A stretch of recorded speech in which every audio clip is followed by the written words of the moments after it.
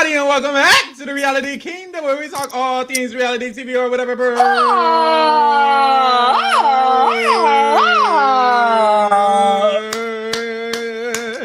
Rian, I am your host, Pharaoh. I'm joined by our wonderful co-host, Lee. How you doing? Child. If you are in Taylor Hive, you are stressed like me. And you also should be voting for AFP. Remember to vote Taylor motherfucking hell. We still have the rest of today. Whenever this video is posted, if you have not gone to go vote for her on your mom's account, your dad's account, your sister's account, your cousin's account, your grandfather's account, your grandmama account, your great cousin account, your great grandma account, your great uncle account, your godmama account, then what are you doing? Then what the fuck are you doing? You're not making a dog account for your dog and vote for her on there? What are you doing? What are you doing? Because you're not supporting mother. So yeah, spoiler alert for the girls who do not know. Turner somehow won part one. I don't know how these niggas let this bitch come in here and do this shit. I don't know how that happened. And then Monte won part two. And it was bad for us immediately. As soon as I got that update, I killed myself. I don't know how I'm talking to y'all right now. I'm gonna go. My heart, like literally hopped out of my throat. I spit it out and had to put it back in. Because I personally felt, not to be a negative Natasha, I was like, if she not in that part three, it's nasty for my girl. And then I just started thinking of scenarios, Jose, scenarios. I was like, okay, now we're in a situation where I'm low-key feeling like Turner could win. Because what if Turner bitch has win that final choice, which I do think is less likely because he's not that good at the boot competitions, and that's what it's likely going to be. But if Turner ass win, take Monte, does Turner win? That's what I'm saying. Like, at least we can get a black winner out of all of this bullshit. If Taylor's not going to win, I was at first, I was like, I didn't want to take Monte to win. But now I've come around back to, I'm definitely fine with representation. Because I don't want Turner to win. He really hasn't done shit. And then we saw from the jury segment that we got on the last eviction episode, they kind of respect that he's won too many competitions. So I feel like if he does solidify that fourth win, taking Monte, I don't know. I think the big help is that I don't think Turner will necessarily have a good speech. And I do think Monte will have a really good speech. So we'll see. How and right now the question is, will Monte still take Taylor? He has re-solidified his final two with Turner this week. So he's basically lying to both Turner and Taylor. Will he try to throw it? It's a lot, but what we do know is that Taylor will be winning America's Favorite Player tomorrow, period. Literally regardless. So, at least we got that, child. So, as you see by the motherfucking title, what we are brought to you today is a personal deep dive for each of the three finalists that we have here. We are going to start with Turner because, honestly, we want to get him over with. We will put Mother Taylor in the middle because that's where she belongs. And then Monte will be last because that's what he is at the bottom. And so that is what we were going to do. We were going to go through each of their games, discuss their story. Some of them don't have a story, Turner, but we will discuss the story of the other two and what Turner did. And we will go through week by week exactly how that went and then essentially bring their story to an end at the final three and their current chances of winning the game or whatever.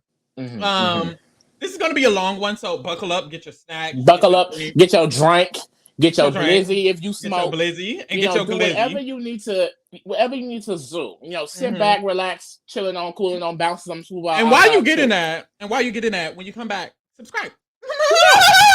Comment how many times you voted for Taylor Hell to be American Favorite Player. I don't know. And if you don't give a fuck about Turner or Monte, skip to Taylor's part. Skip to Taylor. I would literally put it in. I will show y'all where Taylor's part starts on the motherfucking bottom of the video. Get us that good nasty view. Just get us that good nasty view. Come on, because we will go into Mother's game. We will. So let's just go ahead and get this raring and roaring. Like I said, we'll take it week by week. Starting with turn, daddy, turn, flop, follower, whatever y'all want to call him. Matthew, bitch, that's his fucking name. Matthew Turner. Let's go ahead and start off with him. So, immediately off the bat, we come into the house or whatever, and boom, Daniel's HOH. So we get into the house. Daniel was the first HOH, And Daniel is an interesting character at the beginning of the game because I guess he felt like he could bond with Turner and Pooch. Very quickly, Turner kind of guided his way towards a lot of the guys in the house. Turner spent a lot of his time with specifically men, Daddy Pooch. That's specifically Daddy Pooch. A lot of the time with Joseph because Joseph and Pooch were close. So wherever Pooch went, Turner went. So honestly, let's just talk about where Pooch was doing because that's what Turner was doing. So Pooch was gravitating towards a lot of the men, and his shadow Turner was there with him. Pooch just was a very active player, especially this first week. So what Pooch ended up doing was Pooch helped create. I'm just not even saying Turner's name.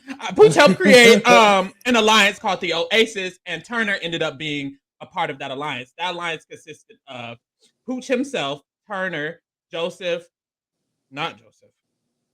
Joseph. No, it was Joseph. Joseph, Monte, Daniels, Kyle, and Daniel. Unfortunately. So that was a 6-person guys alliance that they created, and Turner was a part of that. Pooch also had a sub-alliance within that guys alliance with Daniel and Turner. Pooch is low-key doing good, but let me get off of him. I feel like you can't call it doing good because we knew it was not landing. Like that, none of that shit was landing for real. Yeah. Because if everyone remember week 1, I feel like the pivotal players were Monte and Kyle. They were really pivotal players up until the leftovers was being formed. Whoever had them on their side, whether it be Paloma with the girls thing that she was forming with Pose Pack, or Pooch. And we knew from the beginning that Kyle and Monte had no love to the Pooch for real. So it was kind of going in one out the other. And therefore, Turner's game was going in one ear and out the other. So essentially, those two alliances were created, and like Lee said, they were very loose. The Oasis got exposed, so Turner's ass was already being shown off rip. Literally, it was exposed because Kyle and Monte went back to Paloma's pack, which was Amira, Alyssa, Paloma, her damn self, Michael, and they basically told all of them that, this is the guys thing that's happening. Pooch is running it. So, Pooch and Turner's game was very quickly exposed to the entire house. Very quickly, Turner's game was at a bad position because Paloma's pack was the, which was not called that at that time. It doesn't matter. Paloma's pack, when Paloma was there, was essentially the center of the house, and the girls, that was Paloma's alliance, was the more structured one to be carried along with Paloma's pack. And Oasis was exposed. Its ass was shown. And Pooch had got vetoed out of Paloma's pack, which was even worse because he kind of became a target because Paloma didn't like them. And Paloma not liking Pooch means that Turner's ass is in hot water. Yeah. So it was already getting really bad for him week 1. So and I feel like specifically, like Turner in this week, he had chances to kind of branch out past Pooch that he didn't even take. Because initially you have Brittany, who she wanted to start this majority alliance. She went to Michael. They formed their relationship. I think she went to Turner first. Turner was the first person Brittany talked to on day 2. On day 2, Brittany approached Turner with a final 2. He agreed to it, but he did not actually care for it. And her intention was to make a final 3 with her, Turner, and Michael because she felt like the 3 of them could relate to each other because they're white and alt. And then she said she wanted to bring Daniel, white alt ass in it, and Nicole and make a 5-person majority alliance at the beginning of the game, which was honestly a good idea and it would have helped Turner's game a lot.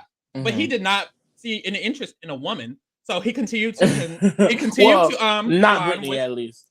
Because another thing that he attempted to do this week was create a 4 with Paloma, Alyssa, Pooch, and himself, which is kind of the start of the Turner and Alyssa, friendship that he literally broke at top 5 for no reason. Because he doesn't trust a woman. He will always choose a man over a woman, as I said. Literally, as he should, because it saved Taylor several times.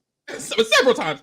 So at this moment, Turner's game is looking very dull because he didn't invest any energy into, I feel like, the route that he should have with people like Daniel, because even his relationship in this Motley Crew alliance with Daniel and Pooch was kind of through Pooch. Like, Turner didn't really do a lot of that. He didn't do a lot of anything. He just sucked Pooch's dick. He literally walked in the room of them two talking, Daniel and Pooch, and then they were like randomly in the final 3, like 2 minutes later. It was really weird. And I'm thinking like, oh, no way Daniel's going to really trust this. And then they walked out of the room and Daniel was like, oh my God, I trust him so much. Because Daniel loves a man too. One thing about men is they're And gonna love each other. it's really interesting because you have people like Turner, you have people like Daniel who come at Frenchie as well, who come into this game and like we're not like other big bros. We're I'm not the alpha male. We're not here to be alpha males. I don't like that energy. And as soon as they get up in that house and the alpha male gives them attention, they are on all fours, dick sucking hard. I mean, throat go down.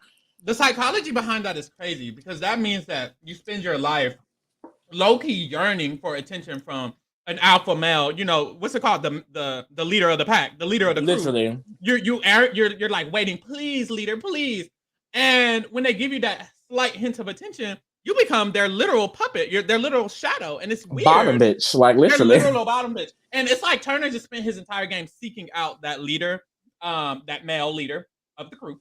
And he wanted, because it would never be a woman. It will always be a male. It will always be a man. And that was just so crazy to me. So week 1, Daniel ends up nominating Michael and Turner.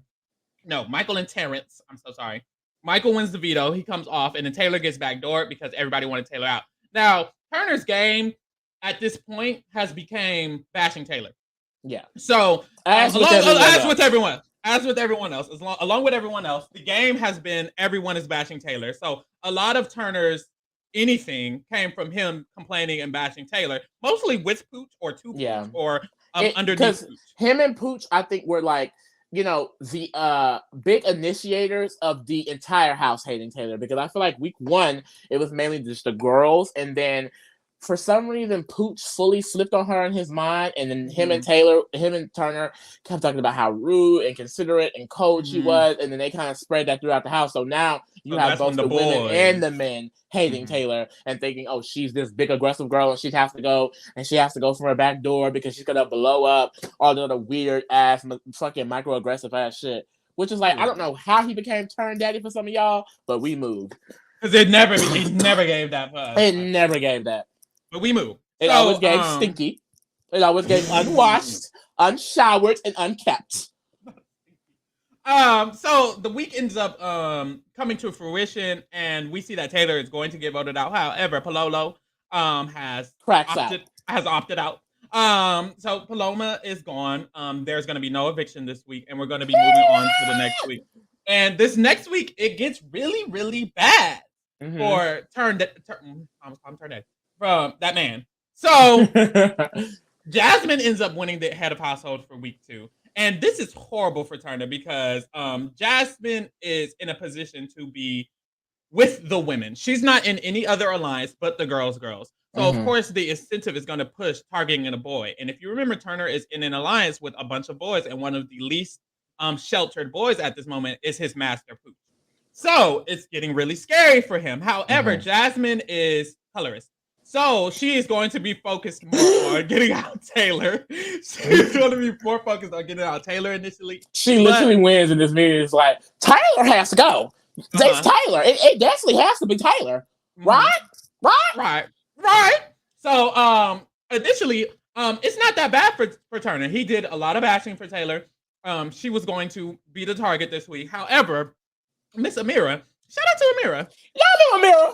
Amira, just a little bit. We don't stand. And this is what the fuck. This is what I hate about y'all. Y'all can't give a girl they props without just fully standing. Y'all gotta be all up their asses. You don't have to be all up Amira ass just because she did 1 or 2 cute little things. Like, no, this was cute, and we still don't fuck with her. But anyway, she really came in a assistant this week. She might have aged. And it started with Pooch dumbass, which is even worse for Turner because, as we all know, Pooch at this point is Turner's number 1 and really only main loyal ally. I have to acknowledge the way we have to focus on Pooch and not Turner is insane. Well, we're going to have to go through all of his masters. Yeah. This is Master 1. This is Master 1. Yeah, like, this is insane. I should break up the video and just say Pooch era, Kyle era, Monte era, and then go to Taylor, and then go to Monte. Like, this is crazy. We move. I'm so sorry. Basically, Pooch this week decide he wants to pawn himself next to Brittany in an attempt to get out Mother. Now, why do you think he can do that? Don't know why. It's so funny, like, retrospect, looking back, because remember, we were in the trenches and it was like, oh, Lord. But now it's like, he really thought he could sit next to Mother and stay. Bitch, who the fuck Pooch thought he was? So Pooch thought he could sit next to Mother and stay. However, we have I don't know, pro-black Amira. She was definitely. I don't know. It was definitely giving Black Lives Matter at least for this week. It was giving BLM for an hour or so, and Amira very quickly. And it's so y'all. I hate to say it. Like now that the season has came to a close basically, and Taylor has triumphed against all these girls. I can kind of literally every last one of them. Literally all of them. Like I can kind of just see it in a less emotional way. I was seeing like everything that was happening so. With rage. With literal rage. So now looking back, and now that we're talking about it, y'all, Amira was eating this bitch up. Like, Amira was low-key eating it up. I'm so sorry. I'm so sorry. Because Amira's concept was, I can use Taylor. Because of all the women, Amira kind of had more of a grasp on Taylor, mostly because she's black, which pisses me off. Because y'all were black. But we moved.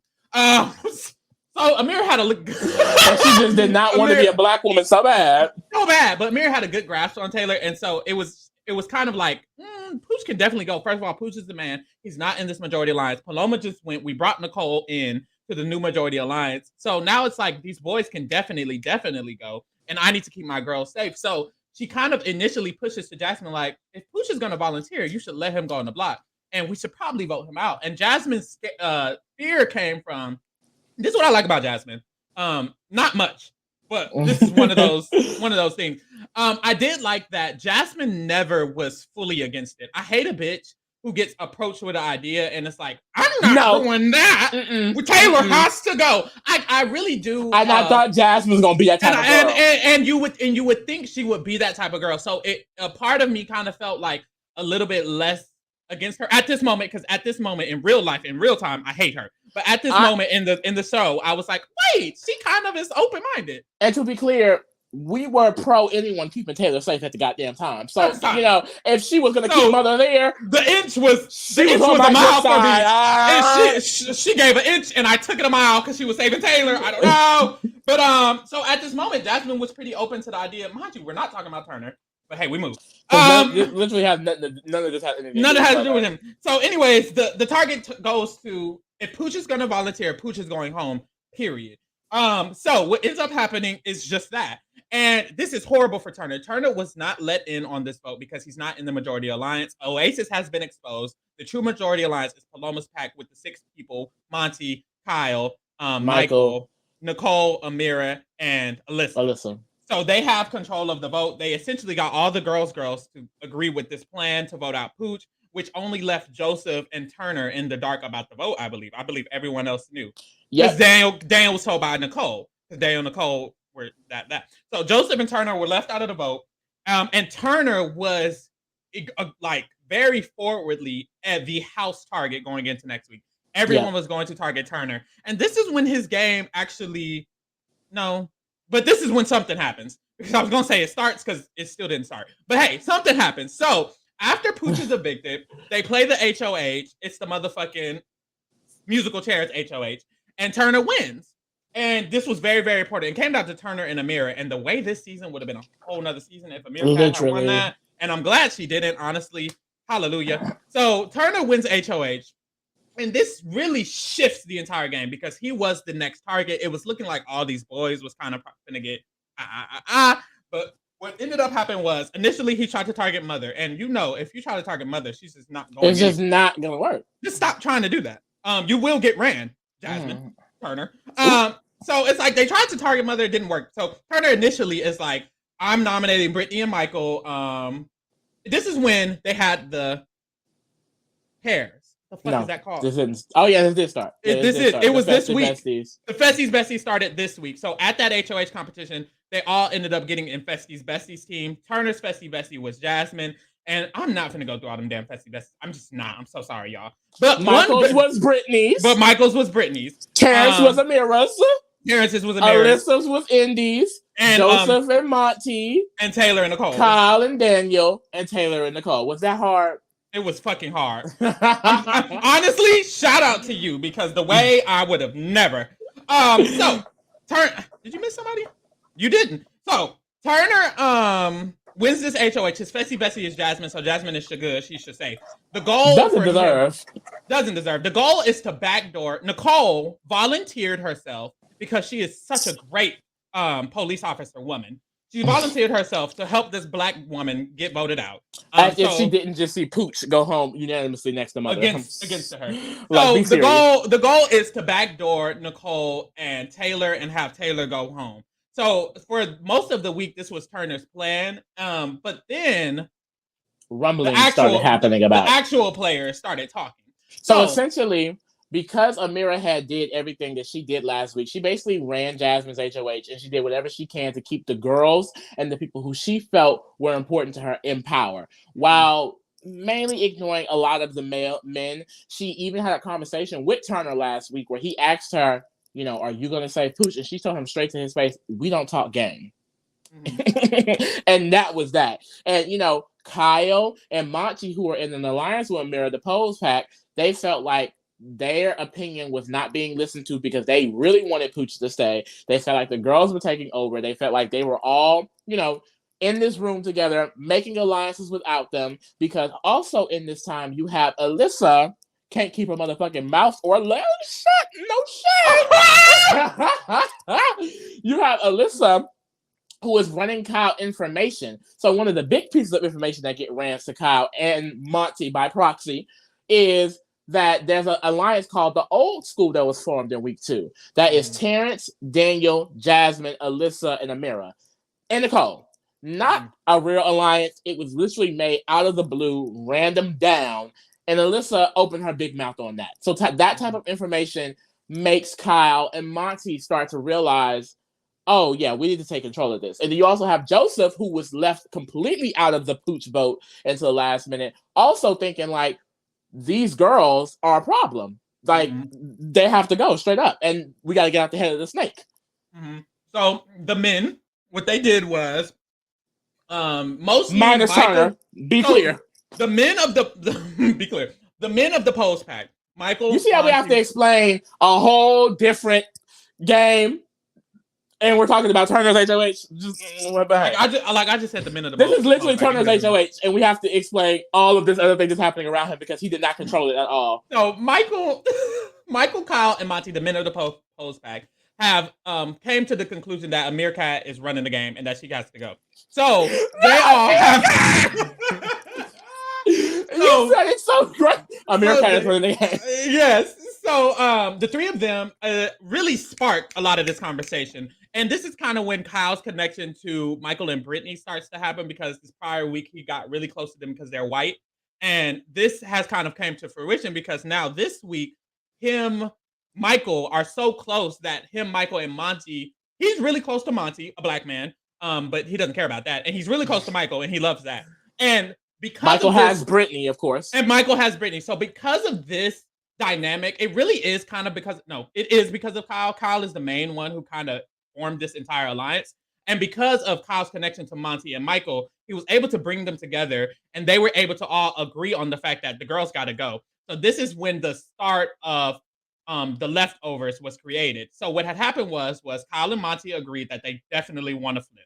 They want to go ahead and do it and flip and get Amira and Terrence backdoored and Amira out the house. But they need 6 votes. 7 votes. They need a certain number. 6 votes. They need 6 votes. They need 7 votes. Damn. Oh, they need when it was 7-4. That's what I'm saying. They only needed 6 votes, but they ended up getting. But they needed 6 votes. So to have 6 votes, they went in their head and they're like, okay, we can get the men, because the men were in Oasis, minus Daniel, because Daniel's up Nicole's ass. So we can get Joseph, Kyle, Monte, Michael. That's 3 votes. Brittany. That's 4 votes. Brittany, that's 5. They still need 2 more. That's Taylor and who's the other boy? No, they need 1 boy. That was it. Taylor. They needed Taylor's vote because they had 5. They had the 4 boys and Brittany. They needed someone else's vote. The only person who would vote out Amira at this point, which is iconic because it was damn near the only person, was Taylor. So that was 6. So they had to ensure for anything to happen that Taylor was not on the block. And this is kind of what saved Nicole's ass. And this is definitely what saved Taylor's ass, because Taylor now cannot be nominated. She has to not go up on the block. Amira has to go on the block. There's no other option. And I'm saying this because it's kind of like, well, is there other option? Because when they approach this Turner, he hesitates. But anyways, we move. So what happens is Kyle and Monte and Joseph, they decide to bring this to Turner alone as a threesome, while they let Michael and Brittany do nothing. So the three of them go upstairs to Turner, and they approach this plan. They lay out the entire plan. They lay out the 7-person alliance with all 7 of the members. They lay out the fact that Amira has to go up, and that we have the 6 votes to get her out because of this plan. And the 4 of us will be the core, and we will be called the Pound. And they can all pound me. So what happened was, even Kyle. Who? Okay. Even Monte. That's the thing. That was a bold statement. Can any of them? Joseph definitely can. Joseph can. And that's all of who I was thinking about. That's the crazy thing. Like, I forgot anybody else was in it. So the 4 of them, they create this alliance with Turner. And honestly, Turner hesitates. No, not yet. Well, even here he kind of hesitates. But he ends up agreeing. He's like, "Oh yeah, let's do it, bros. Y'all are I remember y'all so much testosterone. I'll do it." the morning, because they said Blade as fuck all season, child. So at like 6 a.m. after the meeting is done, he literally sits the camera. He's like, "I mean, they had a lot of information, and that's why I was letting them talk. But I'm just gonna sit with it. And yeah, I think this is good. Like, he don't know what the hell is going on. Didn't know what was going on. Didn't know his left thumb from his pinky. I don't know. But literally this man, he just agrees to it. And at this point, I don't even know if he knew he was going to be the target this week. I don't know what he thought, but he agrees to it at this point. So right before the veto,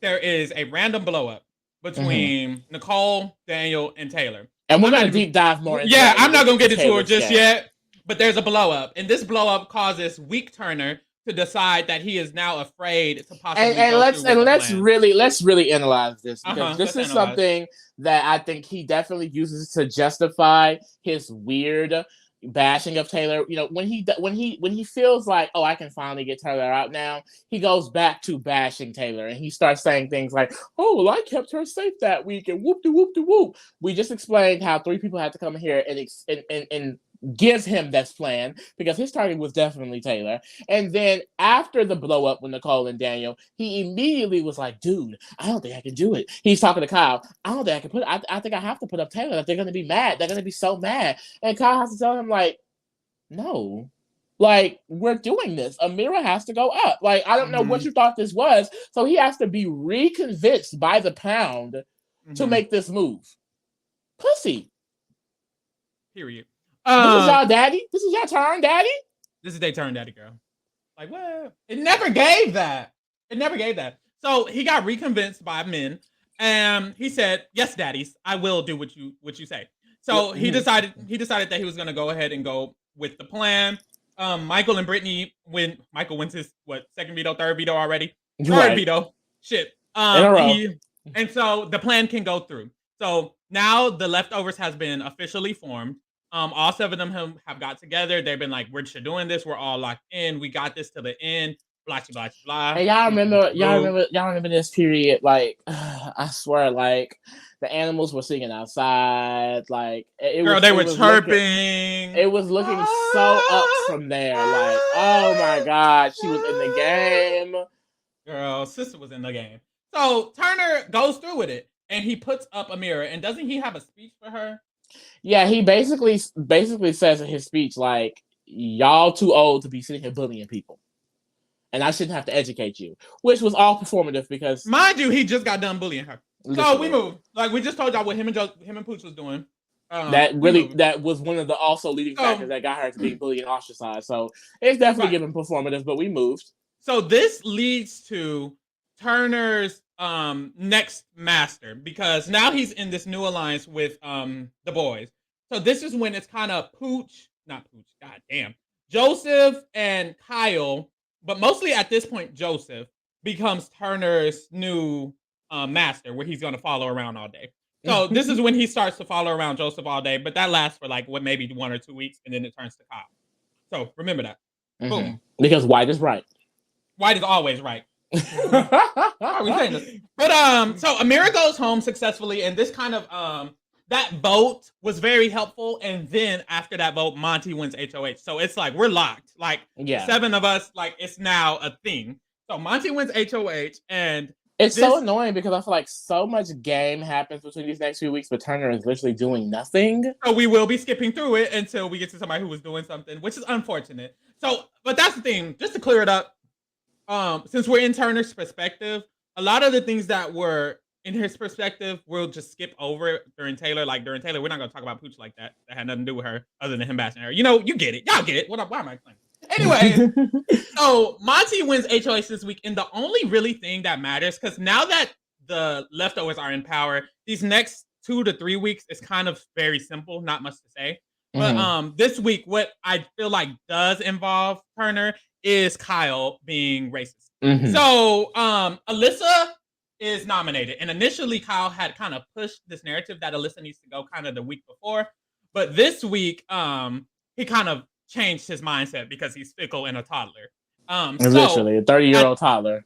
30-year-old toddler. So at this point, Monte has nominated Alyssa and Indy, and essentially the idea is that there was a lot of ideas, but the main idea that ended up happening is that Alyssa and Indy can stay on the block and Alyssa could go home, or they could take out Nicole. And essentially the reason why Kyle started being weird is because, you know, even though he pushed Alyssa can go, once he left the idea of that and thought they were going to be able to save her with the veto, he fucked her, basically. And after he was told, oh, never mind, she's going to go home, he was like, oh, like, she can't go home.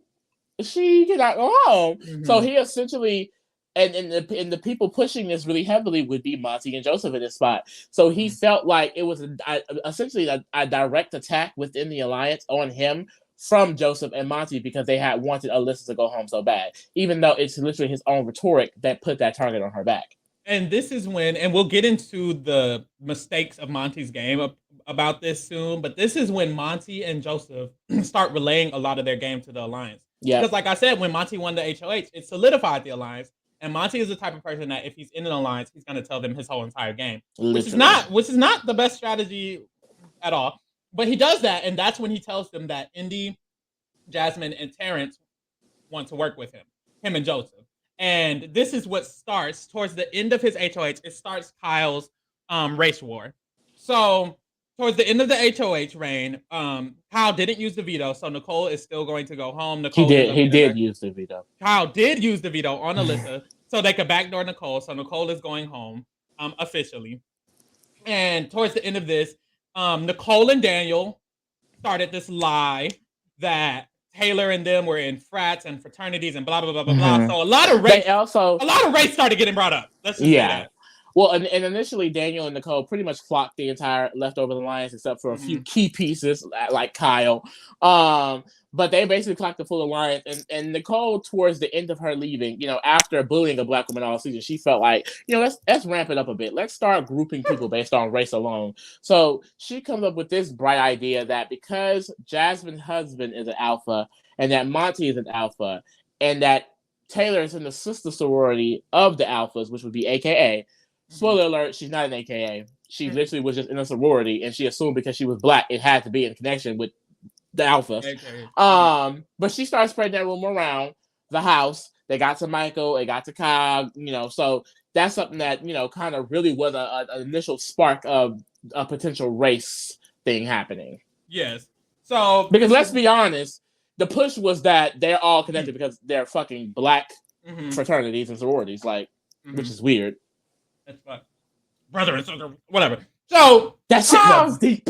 A deeper connection than anyone else can ever have. Just say they're black. Officer Nicole.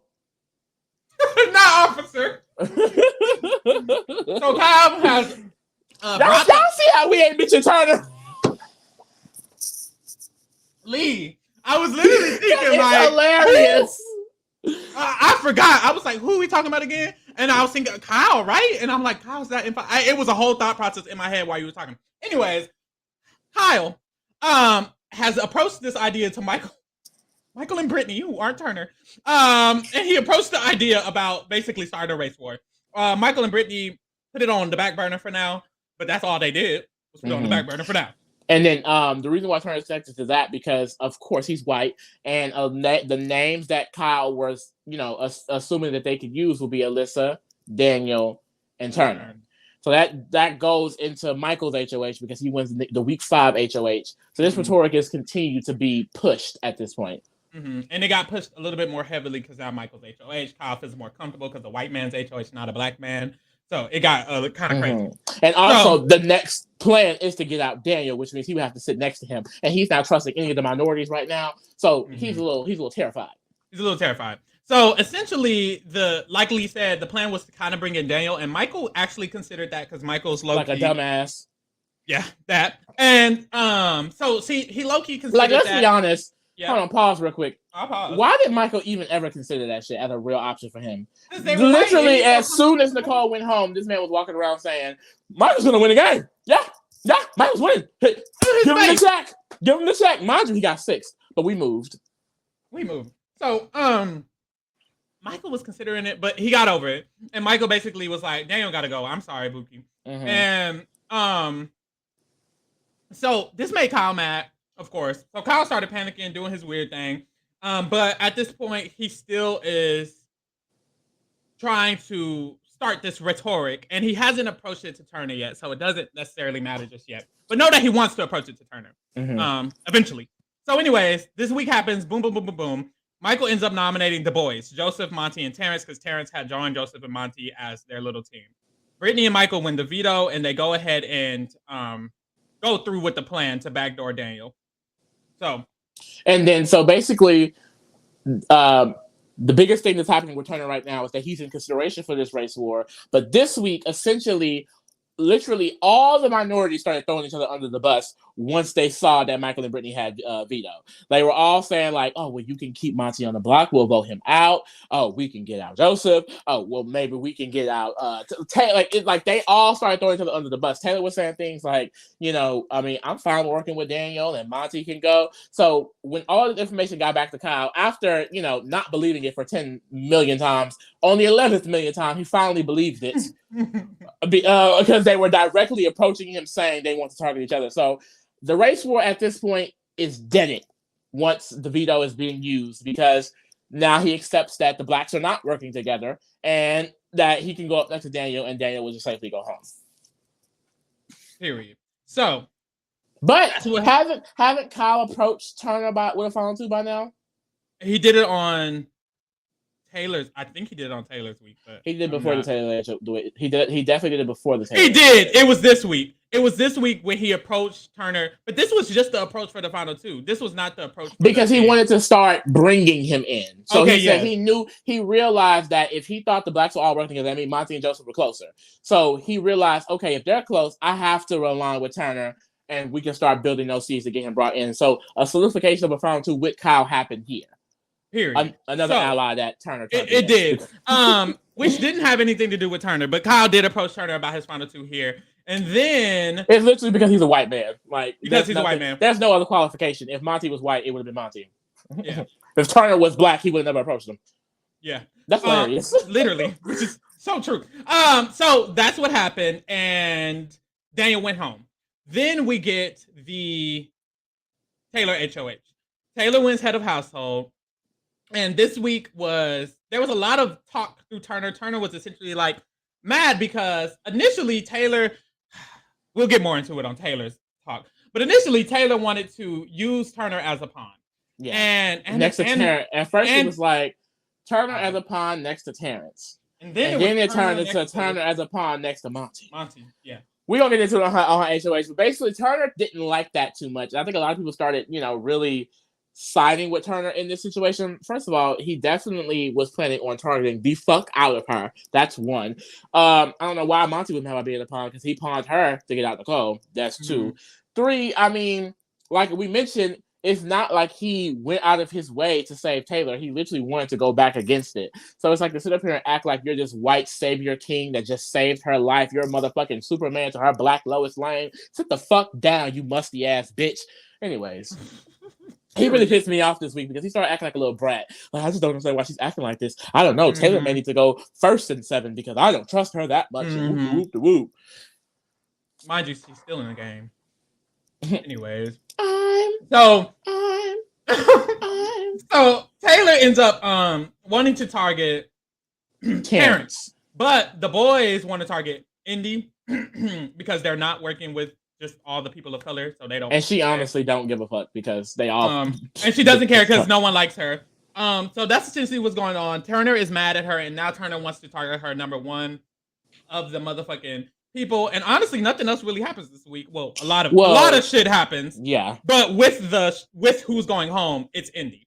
But when it comes to the race war starts back up, chat. Icky conversations. So this is when Kyle ramps it up, and he says, "Let's get to it, babe." So this is when it's time to make the split now. Yeah, he tells Michael and Brittany again, "We're going to do this. We're going to pull in Alyssa. We're going to pull in Turner." They're like, "Okay, talk to Turner." Mm-hmm. They're like, "Okay, talk to Turner." Michael and Brittany, pro-black, and then just to give some background, essentially what ended up happening is, Taylor initially wanted to target Terrence, and she was going to put up Indy and Terrence to do so. There was a weird little pull to get up Joseph. We'll talk about when we get to Taylor's week, but then there was a weird pull to put up a list. After Beto was won by Kyle, a plan got set in motion, pushed by Michael, Brittany, Monte, and Joseph. The one person who didn't push this was Turner, to be honest, to have Alyssa backdoor. Now, mind you, Kyle has the veto. But Turner is being told by majority of the alliance, because even though Turner isn't necessarily agreeing, he is in the room. Yeah, okay, it's fine, it's whatever. So the new plan, on their perspective, is to backdoor Kyle. Now, Kyle is not privy to this because he was downstairs fucking Alyssa for 10 seconds.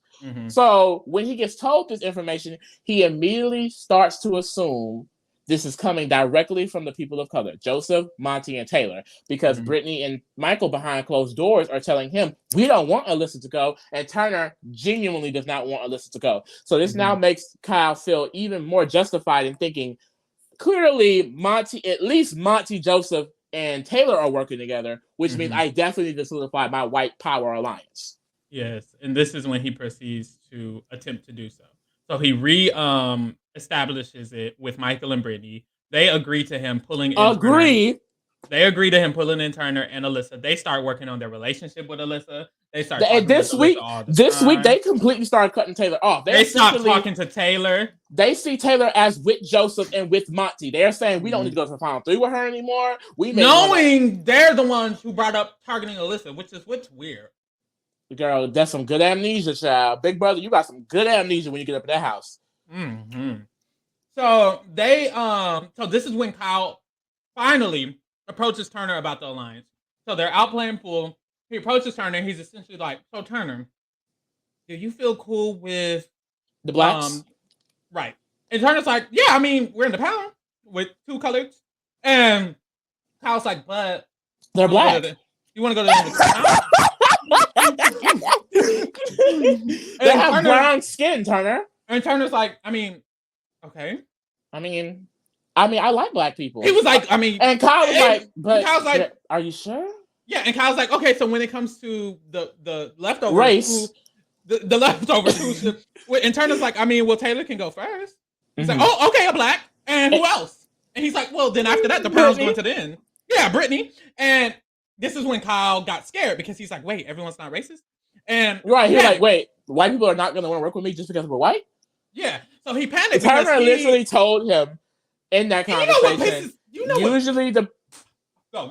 Turner literally said to him in that conversation, usually the person who turns against the alliance goes home. And who went home after turning against the alliance? Me him out. He ate him up. So this is what pisses me off. Because Monte, Taylor, and Joseph agreeing to get out Alyssa made him think they were definitely working together. But Turner literally saying, "I'm never turning against Joseph and Monte," didn't make him even think that they were working together. Yeah, he's working with them together. Literally. But he still thinks, I'm so sorry, that Taylor's with them? He thinks Taylor's number 3? When Turner just said, "I'm never turning against them. I'm going to Final Four with them." Are you dumb? And Kyle said, "Yes, I am." You mean Taylor's going to Final Four with them? Shut up. Dumb. So stupid. So Taylor shut him down. The one good thing he did all season. Well, besides keeping Taylor safe. So the fourth thing he did all season, because he kept the safe thrice. He did. So he turned him down, and this is when Kyle kind of started panicking. Because he kind of like had to go to Michael and Brittany and say, "Oh, you know how I told y'all I could get Turner? I can't get Turner. That was only because he was white. I didn't know it had to be white." And Michael and Brittany were shocked because they were definitely down. But this is the thing. Michael and Brittany were shocked because the way Kyle approached it was that me and Turner are working together and I can get him over. When in reality, the truth was he was thinking me and Turner are both white, so he's gonna work with all the white people. Guys. And they didn't. I don't think he articulated the exact reason because Turner would work. Because they don't really deserve any leniency. But Michael and Brittany, even though being down with the plan, they still didn't necessarily approach it as a race war. Yes, they did. Even though they knew the justification behind the moves, they themselves weren't approaching it as like, well, the blacks are clearly working together, so we have to do this. And they were approaching it as our biggest threats to win were Joseph and Monte, and this is going to help us get them out. It's how I believe they were approaching it. However, they still and that gets explained into the next week when they split into houses because Michael literally picks on the option of, well, Kyle is going to fuck up and get one of them out, and then he can go home. So that's exactly what happened. So after this, we get to the split house twist. This is going to be where 5 people are going to be living outside, 5 people are living inside. Very ghetto. And it's very ghetto, and 2 people are getting evicted by the end of the week. There's going to be 2 games separated, blah, blah, blah, blah, blah. Michael and Terrence end up winning those HOHs, and they choose the houses. Michael chooses Jasmine, Brittany, Taylor, Monte. Terrence chooses everybody else. Everybody else, which is Kyle, Alyssa, Turner, Joseph. So those ends up being the 2 houses. And outside, I guess we should, well, I was gonna say, I guess we should split it up really quick and just get Brochella out the way, because he's not in Brochella, or why? I was gonna say we have to kind of explain kind of what's happening in Brochella. That's fine. It'll be easier because in Brochella this week, essentially, like I just mentioned, Michael wants Kyle to be in the other house because he wants Kyle to take a shot at one of the leftover members so that he can become a next target, because Michael wants all these bitches out. So on his neck of the woods in Big Brochella, he nominates Jasmine and Monte with the plans of getting out Jasmine. Literally, they successfully do so. Brittany wins the veto. She keeps the nominations the same. And they get out Jasmine. But in this week, they end up solidifying a Final Four with Monte and Taylor that does not go anywhere, really. But they also re-strengthen their relationship with Taylor. So they think going back into the house that they could kind of play double game, but we're leftover strong, and we're also with Kyle's MAGA brigade. So that's kind of what's happening on the inside. And so, on the outside, with Turner, what's happening on the outside is Terrence wins HOH, and in this situation, there's 3 leftover members, hypothetically, one of them is not loyal, and then there's Alyssa. So the kind of goal is to make sure Alyssa gets nominated so that the 3 leftovers can stay safe. However, that's not Kyle's goal at all. So because of that, Kyle ends up exposing the Leftovers Alliance. So initially, Terrence was going to nominate Alyssa along with Joseph because his target the whole time was Joseph. But Alyssa vetoed that herself. She spoke to him and he was like, oh, never mind. So then he was just going to do Kyle and Joseph. But then Kyle was like, or I can expose the leftovers. So Kyle goes to Terrence. He exposes the entirety of the leftovers. He puts a lot of it on Joseph. And he kind of just blows up Joseph's game to get Joseph out of there. And essentially it works. And it seems like Turner I don't even know how to explain what Turner thought this week, because it kind of just feels like he perceived it as Joseph blowing up on the leftovers, but we know that's not the truth, and we know that he knows that's not the truth. So it was very confusing as to what Turner was feeling in this week, because he didn't even go with it after. It was just a lot. I don't know what Turner was feeling. I think Turner is just really a type of player where, like, if he feels like the majority of people is doing one thing, he's gonna do it. He knew Terrence wanted him out.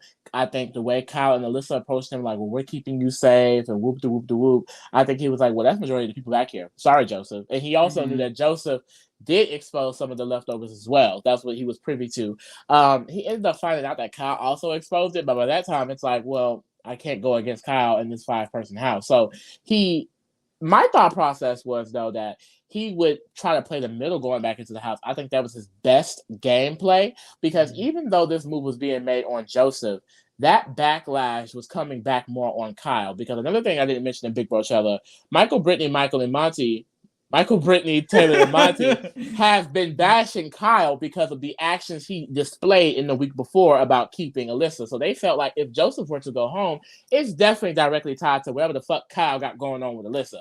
So in this situation, with Joseph leaving, Kyle was put in a place to where he's going to be on the bottom regardless. So he now has to make these big moves moving forwards anyway. But Turner was more in a position to where he could play up with Kyle and he could play up with Monte and them and the people on the inside because he was not in this at all. But he didn't take that approach. I really did not understand why he became Kyle's bitch boy so bad in this moment, but he officially becomes Kyle's bitch boy. Kyle becomes his new pooch. Very quickly. And that very quickly goes away, literally next week. And then very quickly leaves. So, So at this point, Kyle has exposed fully the leftovers. Turner has become his bitch boy, as you said. And Joseph goes home, like the way of the world goes. So going into getting back merged in with the other side, this group of people, Terrence, Kyle, Alyssa and Turner have made a Final Four deal, and they said called the after party. They said they're going to the end. They're going to stick together, and they're going to go against the other 4 people who are still in the house. And they want to target Michael. Michael is going to be their first. No. Yes, that's true. They want to get out Michael. Michael is going to be their first target when they go back in because Michael's that girl. So they go back. Everybody merges back in. It's very awkward. Like, I don't think we've ever really talked about this, but it was just such an awkward experience because they've been gone for a whole week. And it's just weird because it's like, you've been gone for a whole week. Now and that's 4 people. But anyway, so they come back in. They see what happened. Boom, Jasmine went home. Who cares? Turner wins the HOH. And it's like, I don't like he definitely was not in a position to win his HOH. Like, I feel like some people try to say like, don't throw comps, and in retrospect, he has respect for the comps he won and the people he's taken out. So maybe it's not a bad thing. But I just think he really should have played the middle. And this week it's so interesting because he trashes Taylor HOH and the things she's done, but he immediately promises safety to all the leftover members, Michael, Brittany, Taylor, saying, I'm leftover strong. I want to work with you guys. We're going to the end with the leftovers. And then he tells everyone in the after party, Terrence, Alyssa, Kyle, I'm after party strong. I want to go to the end with all of you guys. We're going to rock it out. So I think this comes from a conflict of interest. I think this is that the word? I think this comes from the fact that Turner genuinely is not a disloyal person, and I think he genuinely was confused when he saw them, when he saw their faces, and he was like, "Oh wait, this is the leftovers." I think he genuinely forgot that. Oh wait, I am a loyal person. I do want to stay loyal to the leftovers, so I was just rocking with them this whole time. Versus when he was out there, he was genuinely with them. And he kind of says that when he first come in, Alyssa and Terrence flopped in the HOH, and he realized, oh shit, if I'm the one who makes this motherfucking move, I'm gonna be a target. Because basically, Turner's game was to do whatever he could to not be a target, which I think you can respect to a certain extent. But that's why you don't win that he was a puppet while doing so, I don't know. But some of the other dynamics that's happening this week, Monte fully exposes Michael, Brittany, and Taylor this week because they have talked about targeting Kyle, talked about targeting Turner. He comes to Kyle, Turner with all of this information. They officially, especially Turner, now thinks that he can trust Monte 100%. Monte and Kyle are his 2 dudes. He wants to go to the end with both of them. Kyle's not feeling that because Monte is black, of course, but Monte has successfully really gained Turner's trust this week. So essentially, in Turner's mind, he has the after party and he has Monte. So he's feeling good. And so he's going to continue on with his goal to backdoor Michael. So his goal is to nominate Brittany and Taylor. Hopefully somebody can win the veto and they can get Michael backdoored. And Monte is seeming to be fully on board with the plan. So he feels pretty comfortable because that's the majority of the house. And what Turner wants specifically this week, he specifically is like, I'm okay with Michael going, but if Michael were to win veto and save Brittany, then Taylor can go. That's where I should have known the week was going to fuck up for him because once you utter Taylor leaving, it's already over. You lost. It's going to be bad for you. You're never going to get what you want. Is that something you want? You're not going to get it. You're not. So when he uttered that, the cosmos went in alignment and they said, oh, that's funny that you want that. So what had happened was Michael fucked him up in one way by winning the veto, and then Michael fucked him up again by Michael said, yeah, I mean, I was agreeing with this racist, but it's time. Now it's time. Michael said, it's time. And honestly, it's so icky to like laugh at, but low-key he ate that racist up, but he low-key should have been told him. But hey, we move. So Michael said, I will be exposing a racist at 12 o'clock a.m. tomorrow. Right, meet me in the half or be square. So the guy again, it was not on feed, so we couldn't even be there.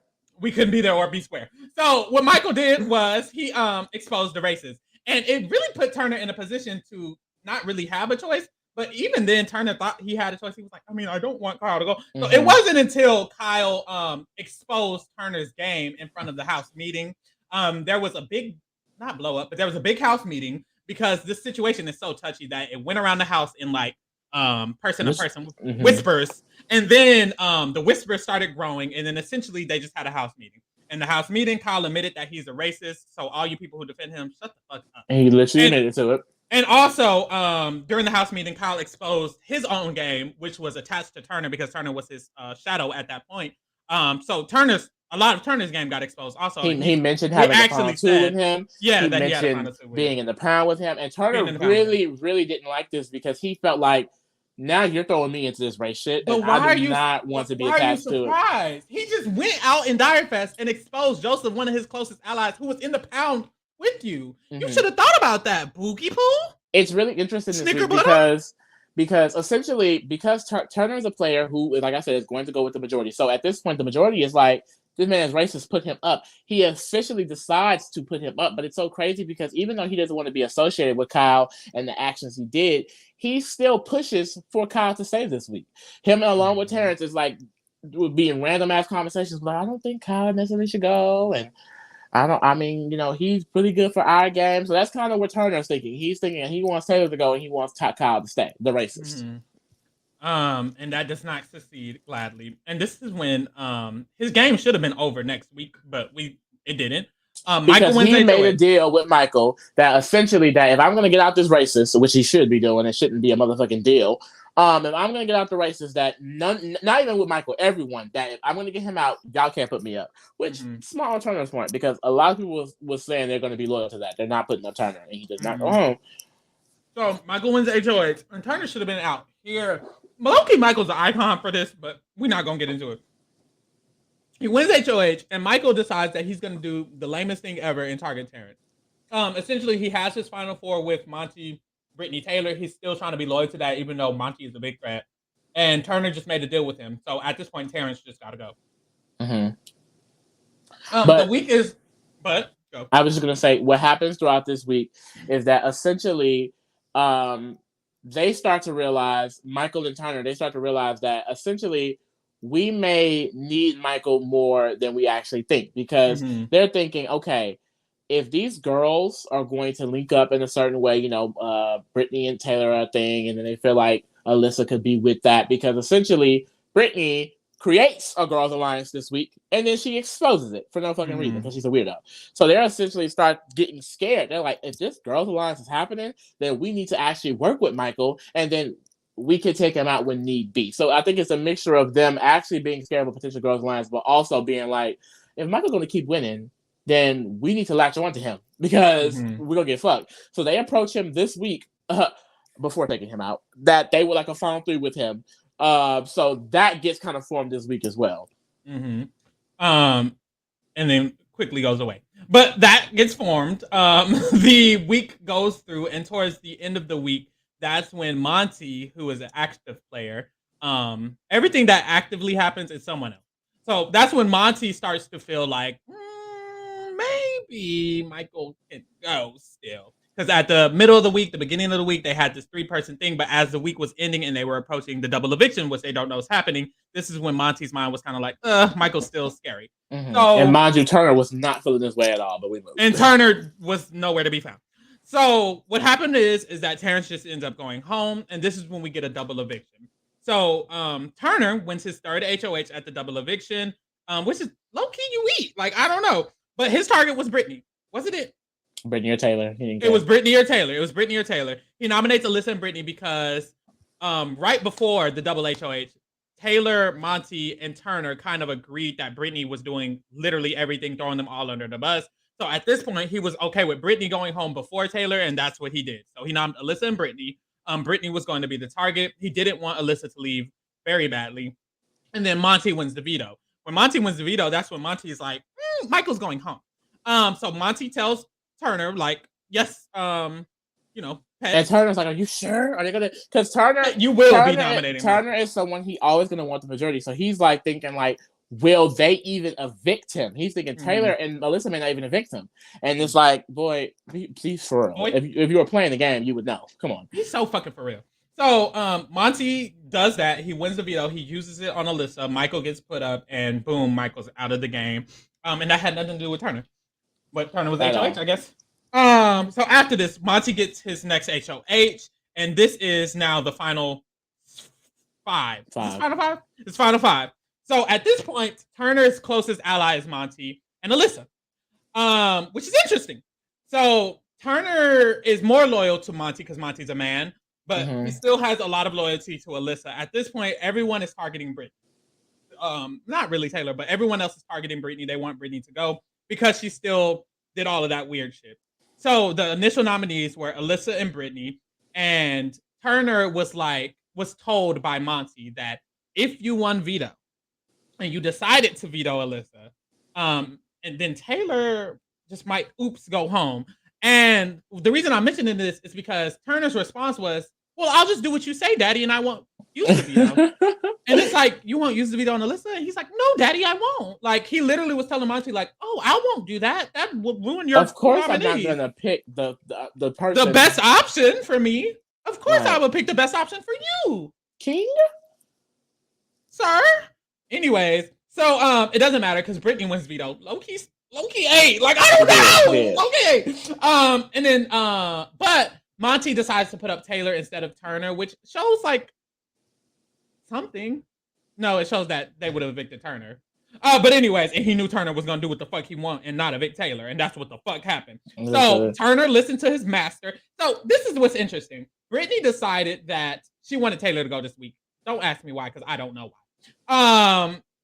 And because of this, it got scary because now Turner can do the optimal move for him, which is take out Taylor, who he wanted out first in the leftovers. Then he wanted out 2 weeks in a row. He wanted out all 3 of his HOHs. And he now gets the chance to do it because now Brittany is being very obvious about the fact that she's going to evict Taylor. And he clocks it. And instead of clocking it and evicting Taylor, he clocks it and tells his master, Monte. He says, Monte, this is Monte. It's like a little kid when they tell on their friend, Monte.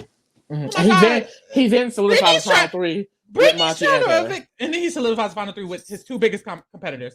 I don't know what he was thinking. So, anyways, he ends up being the 1 vote to evict Alyssa when 1 vote goes against Taylor, and Taylor stays because Monte wants Taylor to stay.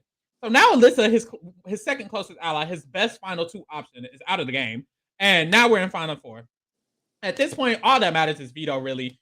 Taylor wins HOH, but Turner's not going home regardless, because if Brittany wins veto, Monte's out, most likely. And if Turner wins veto, if Monte wins veto, Brittany's out. So it doesn't really matter. Boom. Monte ends up winning the veto.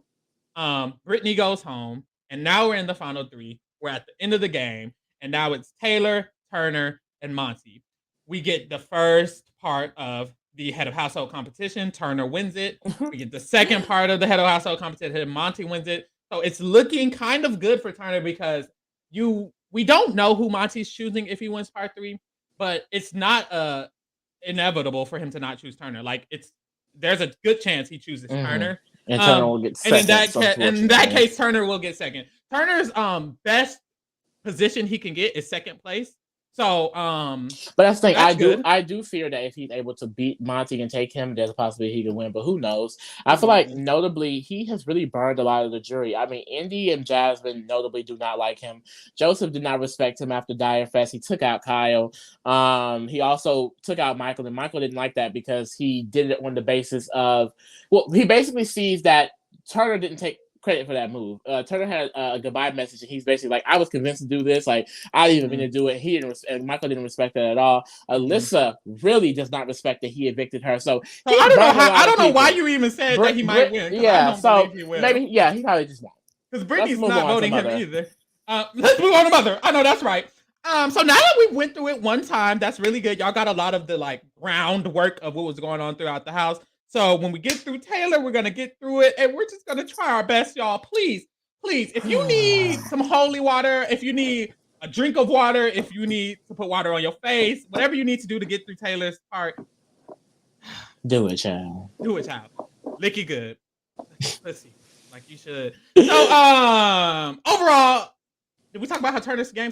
Overall, Turner game was horrible from beginning to end. It sucked, and he's gonna lose. I think my overall opinion on Turner as a player is that, of course, he's someone that is, I think, good at keeping himself safe. But it's like it's in a way that he really doesn't do much. He really just kind of like rides the wave of things. I don't know if I agree with that. I think he's good at following, and following can keep you safe. But if you talk about keeping yourself safe, the reason I don't agree with that is because he followed Pooch, and that didn't keep him safe. If he didn't win that HOH, he was probably going home. And like in a world, Amir could easily win that HOH, and now Turner is the third person out of the game. And then what would we be saying? We'd be saying he's the third person out of the game. Exactly. And so I just feel like I think he is good at not becoming a threat, but I think that's because he's so passive, not because he's that girl. But I'm just saying, in the sense of Big Brother, he probably gets to the final three in most of the times he plays. So you know what I mean? I think that like he's one of those personality types to where because I remember thinking earlier in the season, like if he's able to get from under Pooch and get into a different position, I think he can make it to the end game and look at he's the final three. Yeah. And I think that's his personality. I definitely think he just has that neutralness to him that it's like he's a white piece of paper, and people could just project themselves onto him. Like whoever he's around, they could just feel comfortable with him because he doesn't have any opinion of his own, any thoughts of his own. He doesn't push any agendas. He doesn't do anything. He kind of is just there, and he agrees. So it's just so easy to just string him along, and I think that's what's good about his game. Other than that, all he does is follow men. It's very icky to watch. I hate players like him. There's other times when I don't know. It's just do something. We move. Anyways, let's get to Mother. So it was back at week one. Why we gotta go back? Literally, and this is something that they admitted on the feeds. The minute she walks in that backyard, and Paloma and Jasmine see her from their porta potty competition, and Daniel and Nicole, everybody has said it. Literally, when she struck across the backyard, everyone hated her. Everyone hated her. They knew who Mother was. They knew exactly who Mother was off Rift.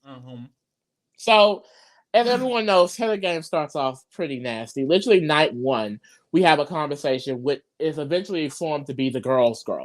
Basically, every girl in the house, Paloma, Alyssa, Indy, Jasmine, Brittany. Nicole's not there, but I miss it. In the mirror. That 6 girls create the Girls Alliance. Was that night one? Night one. That was night one. So no, they literally that was night 2. That was night 1. Shit, it was week 1. 1 or 2. Shit. Basically, they create this alliance under the guise of, okay, we're the girls. Taylor and Nicole are not girls. Taylor and Nicole hang out with guys all the time. We're the girls who are going to keep each other's back. We're going to use these men and get to the end. And it's fuck Taylor for life. You know, a lot of the main people really pushing this narrative in the earlier weeks will be Crack Paloma, Meerkat, and Jasmine Nicole. So it's like, it becomes Monte very quickly. It was really nasty at first. They're calling her pageant girl, not even calling her by her name. I mean, literally smiling and giggling in this girl's face, and then immediately when they're behind her back, drama. Week 1, Daniel was HOH, and initially he has a pretty good relationship with Taylor, actually. Him, Nicole, and Taylor kind of have this weird little thing going on where they're all kind of cool. So initially he's targeting Michael. He nominates Michael and Terrence, but Michael wins the veto and he has to renom someone. So Paloma approaches, no, what happens is Taylor tells Monte a secret. The secret is that you should probably talk a little bit more to the girls because Paloma has approached me about targeting some of the guys. Monte, which is a fact. Which was correct. Monte believes that is a lie. He believes that because of course Paloma, he's not going to believe a black woman. he believes that Paloma would not have done that. Is this after he's in the Paloma's pack? Yeah, Paloma's pack is created pretty early. So Paloma's pack is already created, and he believes that this is a full-blown lie and that she is lying on Paloma's name. So that information gets back to Paloma. Paloma starts saying that Taylor is bullying her. That information gets to Daniel. And when that information gets to Daniel, he has a conversation with Monte. And this is the conversation that really solidifies Taylor being the backdoor plan because, like I said, Daniel had a good relationship with Taylor before this. But the conversation happens that first Taylor is now lying on Paloma and trying to bully her and do all of this, and Paloma's the victim. And Daniel is obsessed with young women. So because this is about Paloma, Daniel feels very, very strongly about this within his heart. And he hates that this has happened. And he tells a lot of people that if I didn't get the approval from a black man to nominate this black woman, I wouldn't have done it. But because Monte has tripled down on his approval and he's talked to me for hours about how Taylor is a horrible black woman, she doesn't represent black women, and that she's a bully, and that she lied on Paloma, and that she's aggressive, and that she's going to blow up, and that she's dark-skinned. Because he said all of these things, he didn't say the last one. Because he said all of these things, now I feel comfortable nominating a black woman and also bullying her along with it. So let's do that. I think it's really important to mention like how little of this had to do with anything Taylor was doing. I mean, literally day 2, you have Jasmine calling her a mole for the boys because she's talking to the girls more. On day 2. Like, literally. I mean, there is no excuse for Terrence and Monte, 2 black men, to say that Taylor is perpetuating every negative stereotype for a black woman. When y'all are 2 black men, how do you know how a black woman is supposed to sit up here and act? Like, it's just so weird. And the thing is, Taylor has done things like she's had open conversations with the group about how it's hard for her to open up, but she loves making friends. You know, she can be somewhat of an introvert, things like that. That she literally cried in front of them and they're making fun of her crying. It's like she could not do anything right. Another incident, this happens week 1 as well, right? When essentially everyone's, you know, because she's mother, she has the best fashion in the house. She's a fashion girl down. Everyone's kind of like essentially egging her on to try on her dresses and do a little fashion show. So she does it. She tries on her dresses and things like that. She makes one little comment about, oh, this is what I want to wear the finale night. That spreads into something else. Oh, so she just assumes she's going to be on finale night. Wow, how rude of her. How could she just act like that? Like, oh my gosh, you just assume you're going to be there. And where is she at? Where is she at? Wearing that same dress. I know that's motherfucking right. Ate them up. So ate them up. There was a scenario. It was a lot of weird energy. And it really was just jealousy. It's a lot of, like, Jasmine is making up lies about jealousy. Her calling her fat. Like, if you're insecure, just say that. If this is how you feel about yourself, just say that. Just say that. There was an incident, I forgot what the fuck happened. It was so long, you know what? It's in my notes. But Paloma essentially was like, that she was talking to Taylor about eating something or eating a pineapple, and Taylor made a comment, and why would Taylor made a joke. Taylor consistently would make jokes. And this is another thing. They took her sense of humor and just turned it into that she was aggressive and she hates people. An evil woman. Oh my God. Like, she made a joke to Paloma. Paloma took that and she ran with it. She made a joke to Turner. We just talking about that loser. She made a joke to Turner about, you need to wash your dishes, girl. She didn't even say that. She didn't even say that. That's what's crazy. My joke just now was harsher than what she actually said. She was like, what the fuck did she actually say? Literally, he was like going to go wash a dish, and then I forget the scenario, but basically he was like, oh, I'm always on my bullshit. She was like, yeah, you always on your bullshit. Literally. And he just took that as the most aggressive and attacking conversation he's ever been in. It was just so weird. And it was very clear that a lot of these people were very insecure and that she had now become the house, not even target in the way about gay, but just someone that we can all kiki and laugh about. We can bash. No, someone we can all bash. Literally. And bully. The fuck? And the thing like that happens in social settings. A lot of time in social settings, there's this one person that a group of people or a large number of people may feel like, oh, we can just talk about this person. It doesn't matter. We can just make this person feel this way and it's okay. You know, it's really, it's weird. It is high school and it's sad because most of these people are over the age of 30. Literally. Too grown. Old. Is what they are. And it sucks because this honestly happens so common in Big Brother, but it's interesting because this is the first time we see week 1 feeds. If we didn't see these feeds, we wouldn't really know the extent to how bullshit it was. but it was pure bullshit. And nothing she did actually coincided to the reaction that it received. People just did not like her because they saw her and they didn't like how she looked. They felt insecure. And honestly, if I saw someone who I felt like was the baddest bitch alive, I would feel insecure and probably hate them too. So honestly, I get but it. The thing is, I literally wouldn't. Like, I really don't understand the I fact. genuinely wouldn't though. Like, That's that's the guy. Like, I would be like, damn, she's fine. And I would love Taylor. I would be like, come on, mother.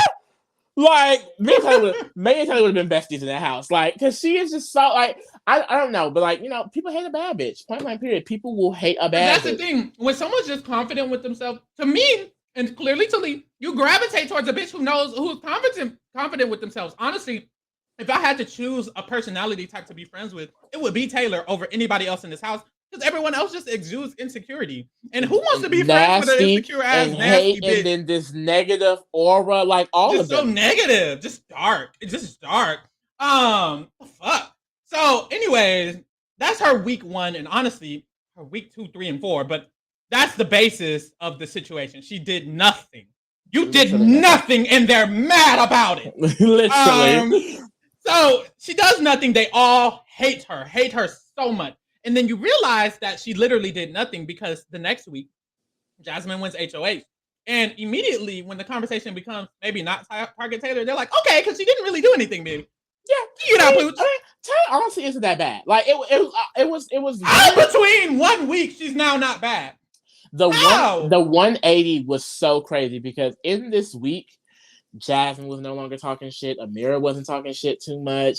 Nicole wasn't saying shit that much no more. Like, it really, really died down because they were so focused on getting out Pooch. It's crazy because it definitely returns when they feel like they have no other option but to get her out because they all want to stay safe. But it was so crazy how it instantly turned. I feel like on most ends, I mean, the main people who were bashing her in week 2 was Pooch and Turner because they thought they still had power, which hilariously they didn't. And I feel like Taylor this week, she puts in, I think, really, really great work for her game because at this point, she becomes more privy to information that's going on in the house, you know, through Brittany, through mainly Brittany. I was going to say Michael, but mainly Brittany. She dropped some tea on her. But, you know, Taylor's also very aware. You know, she had a few moments in week 1 where she broke down because she felt like she was being alone. People would walk out of the room, so she would walk in. But this week, I feel like she did really, really great work. She realized that she had to get the girls on her side. So she approached Amira, Nicole, and Jasmine and basically just, you know, swore her loyalty to the women. Like, I am not going after any of the women. I'm going after Monte. At this point, it was very much true because Monte, she knows. The thing is, she didn't have confirmation, but she just felt that Monte had a lot to do with what happened to her, and he did. He was a huge factor. So she at that moment was like, "I'm gonna get out Monte," but this is how you know Taylor a smart bitch because she was like, "I mean, I want Monte out, but I'm not winning HOH to do it." But she literally made them think I'm ready to win HOH and get out Monte. So you really start to see Taylor is not no dummy at this game because she's already playing on the hardest mode ever because everyone was hating her based on what she looked like. And the fact that she still went in, knowing these people don't like her, knowing these people talk about her back, and still doing her best to get them on her side, and then actually working in certain instances, like she ate. It does.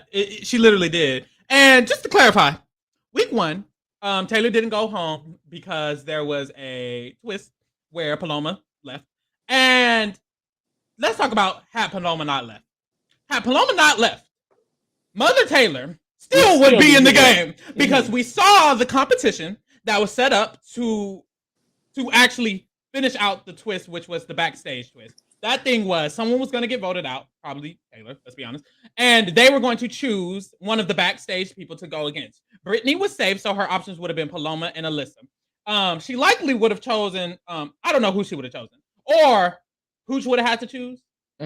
Which one of them? We don't really know the specific rules. But either way, when she went to get we saw her go against Alyssa in the actual competition. She whooped that bitch ass. And we saw that Paloma literally was not stable enough to stay in the game. So no way she would have been stable enough to stay on a pole. So with that being said, Taylor Mother would have been in the game regardless of Paloma quitting. And I wanted to clear that up. Back to week 2, we see that the girls switch up. And we see that Taylor starts to play. And that's the thing. When Taylor was given a centimeter, she started to play. Like, they hated her still, but they gave her that slight centimeter, and she started playing. And honestly, it made me a little nervous. But it shows that she knows her limits because when she started to play with the girls only. She kind of just said, you know what, they think I won't run with the boys. So this week she did a lot of, like Lee said, speaking to Amira, speaking to Jasmine about how she's loyal to the girl she's targeting, Monte Boom.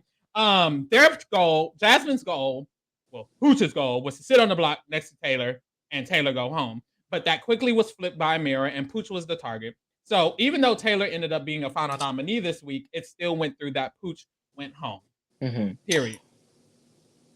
Next week, this is when the game opens up for Taylor, and it's it's so great. So we went through it in Turner's week, but essentially Turner wins HOH. He gets ran, and they start the leftovers. So Amira becomes the target because all of his men tell him that Amira is going to be the target, and then all of his men say we're going to form this alliance, and that Taylor's going to be in this alliance with them. So Taylor is brought into the leftovers, and this is when her game actually becomes a game, because now she has like the freedom to not just be officially hated. And the basis of this alliance was formed on the fact that the rest of you bitches are bullies. Y'all are all bullies. Y'all bullied Taylor, and y'all are weird about it. This week also is the dreaded bashing, yelling that came from Daniel. Because, and that's what I'm saying. After Jasmine's week, essentially when Turner won, I think that side, which was basically all the women, Terrence and Daniel, they realized, oh shit, one of us is going to go home. Let's just start pushing Taylor to be that person. I mean, Jasmine literally went up to Turner and was like, hey, you know, Taylor's the one who caused all this to happen, because this is even a narrative that the leftovers chooses to use, that essentially Taylor heard Monte and Amira talking about Postpac, and she spread it around, and that's how Postpac got exposed. Like, things like that is used within this week to try and I guess just like make the other side still think that we hate Taylor. Yeah. So she's still getting used as like just getting used, period, throughout this week. And that's why she still hasn't had the full capacity that her game could reach. And honestly, I don't believe she ever got that chance. This whole entire season, I would love for her to play again, because she just does not got the chance. Because even in this spot, she was just always a scapegoat. I mean, they want to use her as a pawn. They want to use her as the person that, the target we're going to go after, without actually saying it. And it's just like, literally. It sucks because it's like she is she's able to open her game up more, because essentially the bashing of Taylor isn't as big, because now she has 6 people in the alliance who are not going to just go in on it, except Joseph, but child, whatever. So it does. It even like it. I think it's weird because it rises, but then when the leftovers is formed, it goes back down. Because when that happens, Amira's the renom. So it's like, who got time to be worried about Taylor right now? We gotta fix this. Literally. So Amira gets backdoored, and Amira is the target. At this point, Taylor had built a relationship with Amira, but she has fully shifted her game to the people who essentially put in that work to actually value her as a player. So when she joined the leftovers, she was loyal to the leftovers down. She said, I'm leftover strong. We're going to the 7, and that's it. And that's because no one else valued her as a player, period, before this. So she has no reason but to be loyal to them. So literally, Amira ends up getting voted out with all the votes of the leftovers. But like we said earlier, this is the week where Daniel and Nicole... Oh, I forgot. They try it. So this week it's really important because we're talking about Taylor. So this week, Nicole has a diary room, and they basically tell her, you need to stop being weird to Taylor. Cut it out, okay? America don't like that shit. At least that we can gather. Nicole comes out of the room, and she's crying and throwing up, and she's in the back room. And she's crying to Daniel. And the other house guests think it's about her mom because her mom is terminally ill. So, of course, she'd be crying about her. But she's not crying about her. She's crying about Taylor because she's obsessed with Mother. You're worried about the wrong mama, sweetheart. Okay? But anyways, she's crying about Taylor in the room to Daniel for, like, goddamn an hour. Taylor, meanwhile, is outside of the room, not religious at all, telling Monte, hey, Monte, can you pray for her? Like, I just really feel bad. I would hate for it to be something to do with her mom. You cut to Nicole. That bitch, Taylor. I'm not the bully. She's the bully. And America knows it. Cut back to Taylor. God, just please look out for Nicole and her mama. Cut back to Nicole. I don't like that bitch. She's a fucking bully. So that's literally the parallel here. And they've finally opened up the room. The dramatics are done. Basically, Daniel lets them know. It's not clear, but Daniel lets them know, it's not necessarily a family issue, but she doesn't have all the details. So she walks in the room and she tells Nicole, because that's her festy bestie, and if Nicole were to leave because of a family matter, it could directly affect her game. She tells Nicole, if you need to bow out, it's fine with me. Nicole immediately takes that as a threat. I don't know what it is about police officers taking anything as a threat from Black people. I don't know if that's an innate trait they just have, before, but they were born with it. Maybe it's Maybelline. She literally took that as an attack. She literally thought that was Taylor telling her quit the game.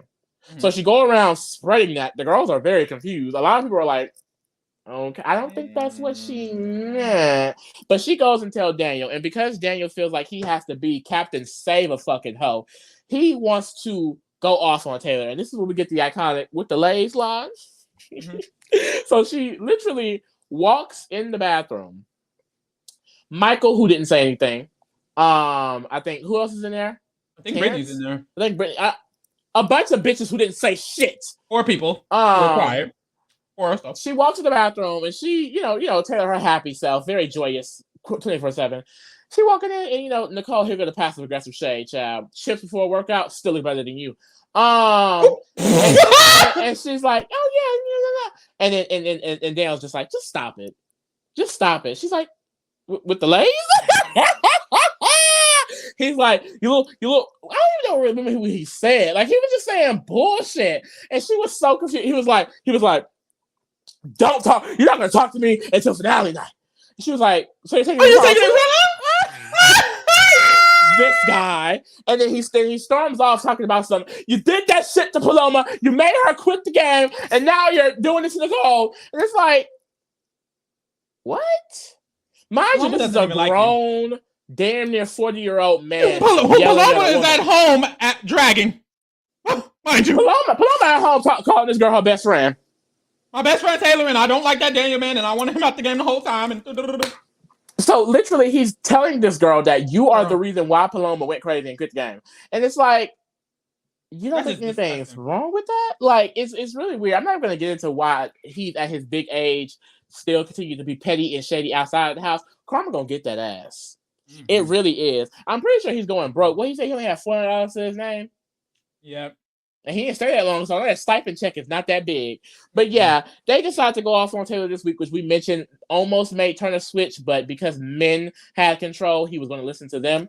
And the plan moves forward. Amira is put up, and that girl goes home. And Amira is put out. Boom. This is when we get a big solidification of the leftovers because Monte wins the next HOH. So at this point, my girl is in the game for real. However, yeah, like literally.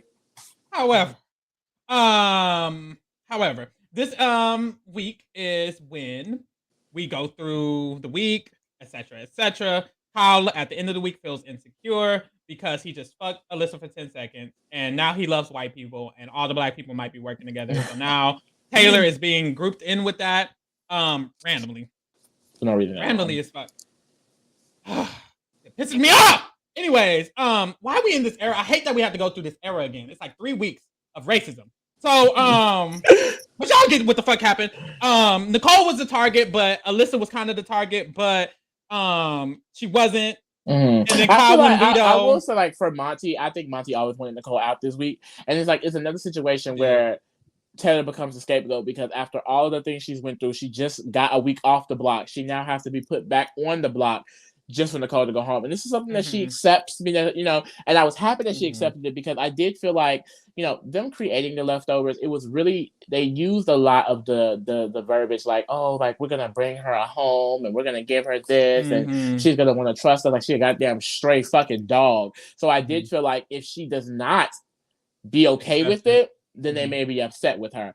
And I will say, because she was so okay with it, Joseph, Turner, she really did build a lot of trust with them in the alliance because of that. Like, a lot, because they felt like, oh, she's down for whatever. Like, she's down to kind of start really shaking the things up. And during this time, this is a continuous of Joseph, essentially really, really hardly playing the other side.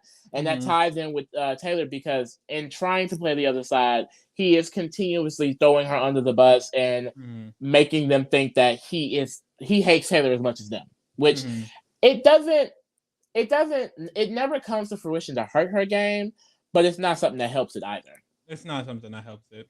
Around this time, as this week comes to an end, Nicole goes home, of course, and then Michael's week begins. Michael wins the next HOH, and when Michael wins HOH, Taylor's safe, and he said that immediately. Yeah. He said Taylor is safe, and it's like, ooh, that's like shout out to motherfucking Michael, because just like Turner, every time Michael won HOH, Michael not putting up Taylor. It was funny because his last HOH, Brittany was saying shit about this is when Brittany was in her jealous era. And she was saying shit about Taylor. Season? Yeah, but her main against Taylor. Michael was like, girl, I'm not putting up. Shut up. Why are you talking about Taylor? Every time Brittany would bring up Taylor, Michael would get annoyed. But anyways, back to this. So Michael wins HOH, and this is when, first of all, Kyle is trying to do his race war thing. And that really comes from from Taylor's relationship with Joseph. Taylor and Joseph start becoming a thing. They become friends. And they start developing a really close relationship. They are up all night, up all day, just to try to get paid. So they are, Jason is starting to form. And Jason, what? Jailer is Jason, whatever the fuck. Them, they're starting to fucking form. It's not hard. Damn. My mother and father. The fuck? Hard to canoodle. And this is when since Joseph has a relationship with Taylor, and Joseph also has a relationship with Monte, and Joseph also has a relationship with Indy Jasmine, Kyle is now thinking that the Cookout 2 has formed. I don't know how that made sense. But yeah, that's what he starts to believe. He starts to push this. We all know yada, yada, yada, yada, yada. Michael is deciding whether he should target Daniel or not, but eventually he ends up that he needs to target Daniel because that was obvious. And this is good for Taylor because Taylor wanted Daniel out anyways because Daniel just got done being very aggressive. And his hot acidic breath was all over her legs. That was disgusting. So Daniel got his ass out, and then this is when Taylor really, because she was already mother, but this is when she comes mother, like mother. She sits up on that wall, y'all. It's the wall comp, y'all. It's the wall comp. The first comp in jury. They just entered jury. Mother made it to jury. The first black person to win a wall comp. After going all through that, she sits up on that wall and racist Kyle is next to her. And she looks at racist Kyle and she says, and she stays on that wall. And racist Kyle falls. And then we get Mother's and it's like, this is really iconic because it's like she's in jury. She's going to the next round. Mother is here. Mother is here. And it's good. It's good when you're in alliance and you win HOH because you can kind of prove your loyalty. Did she do the opposite? Yes. But we move. But you know what? A lot of people tried to drag Taylor this week, trying to get into her ass. But she said in the episode, this is Taylor's reign of terror, bitch. She came for the stunts. She came for the shows. And I got my money's worth. I don't know about y'all. Y'all were entertained? Y'all were tuned on the timeline tweeting about it all goddamn day. This was the most like extensive week of gameplay. Polarizing. It's a lot going on this week. Because why? Mother was in charge. So Mother was in charge. Just to catch you up, at this point this week when she's HOH, Joseph is in her ear pretty heavy. Please. We already mentioned that she at first wanted to nominate Turner and Monte as potential pawns. They started looking at her sideways because of that. Turner started saying that she needs to go up at 7. I would say Monte wasn't too pressed, but he was kind of like, okay, I don't know what she got going on around here. But Joseph was really the biggest person in her ear this week. This week they start this romance. Joseph decides to go around to the other side of the house guests, Jasmine, Indy, Terrence, them, and start spreading that they Taylor are together. Taylor has a crush on him, but he doesn't know how much he feels it.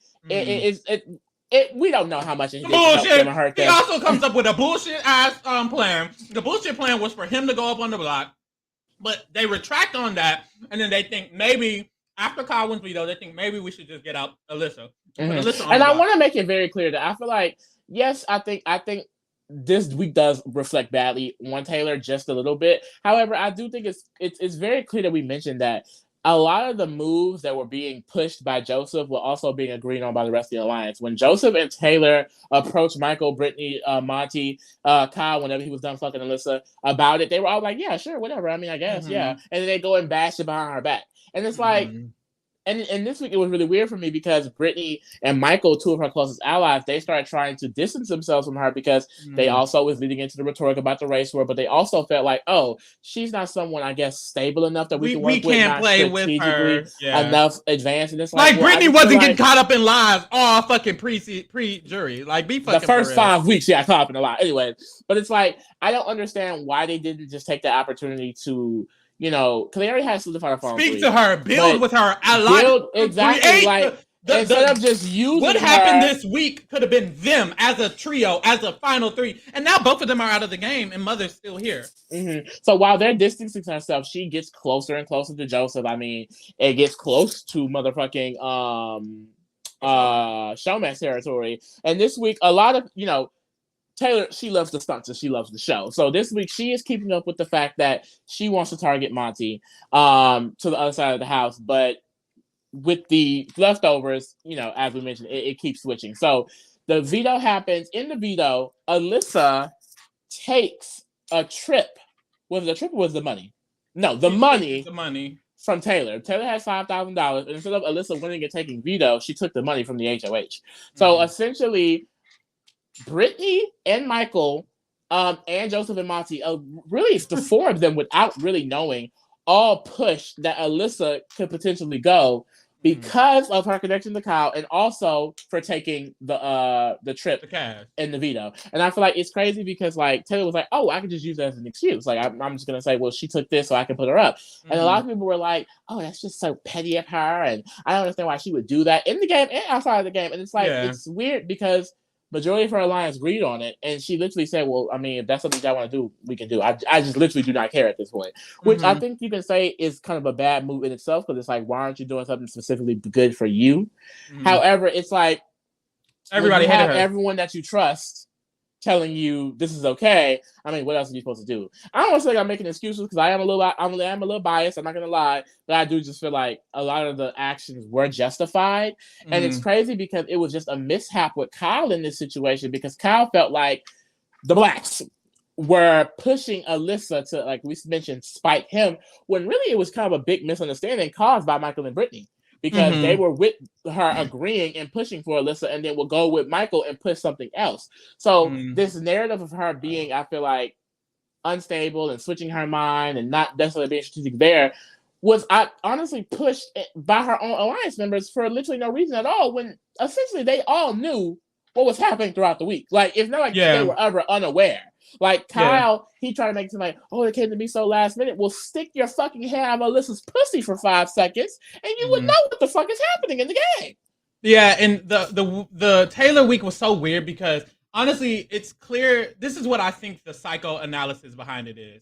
I believe everyone in the alliance lacked a foundation with Taylor in the game, because the first 3 weeks Taylor was ostracized. So by the time she won her HOH, no one really knew who Taylor was. They didn't have a foundation with her. All they had was they used her for the leftovers.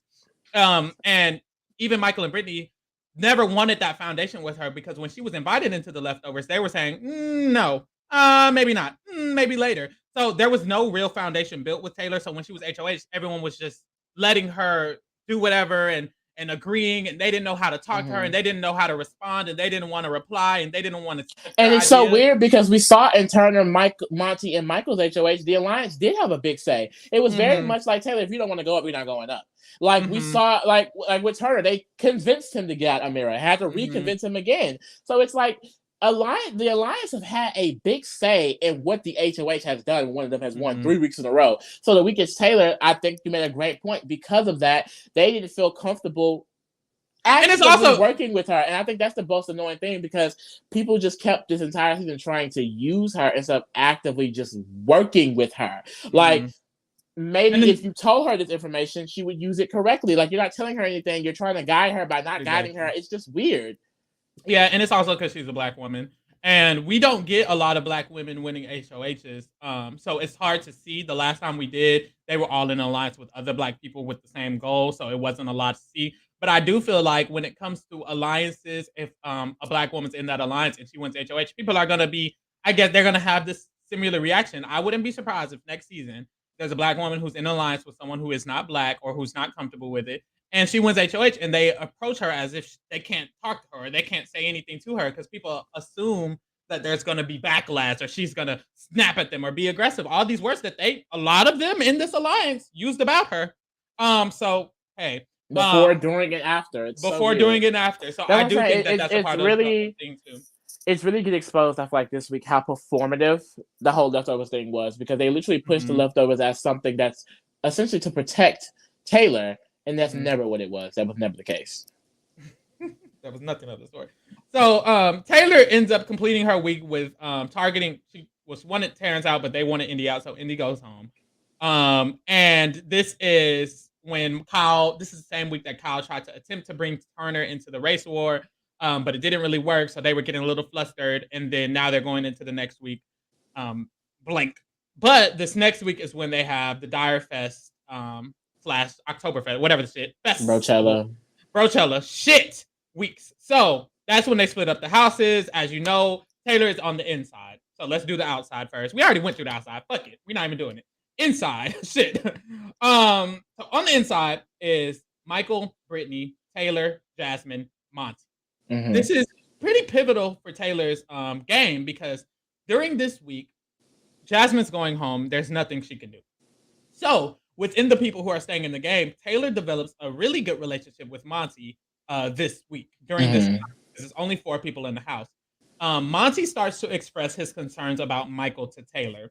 And Taylor agrees with these concerns, but she lets Brittany know these concerns. And a lot of people were scared about that. But I feel like that's also a move that if you had been paying attention, you wouldn't necessarily be scared about, because Brittany and Taylor has solidified upon two in the past and have talked about getting out Michael together before as well. So I could definitely see why in that moment she felt like, well, of course I can come tell Brittany because Brittany wants this man out as well. It was just a lot of people were scared because this is when a lot of people became Monte apologists all of a sudden. So they felt like, oh, if she go back and tell Brittany, they can send Monte home, which didn't happen. So it's like, anyways. Yes. So also during this week, the final 4 between Monte, Taylor, Brittany, and Michael has solidified. And of course, Taylor has her final 3 with Brittany and Michael still. And that's kind of getting rekindled because last week they basically did not talk to her. Yeah. On the other side, as you know, Kyle is exposing the entirety of the leftovers. And Turner has joined Kyle's forces. The 4 of them, which is Terrence, Alyssa, Kyle, and Turner, have formed the after party. And they've basically decided that Joseph's going home, which is so sad for Taylor because, like we said, Taylor and Joseph was the only person who treated Taylor like a human, period. Yeah. And we have to get into that too because, you know, as we mentioned, there's the budding flirtmance, whatever you want to call it, between Joseph and Taylor was really, really like spicing up. I mean, last week we forgot to mention that they were literally chained together. It's been a lot. And this week, you know, for some reason, Joseph was throwing everything out at the wall.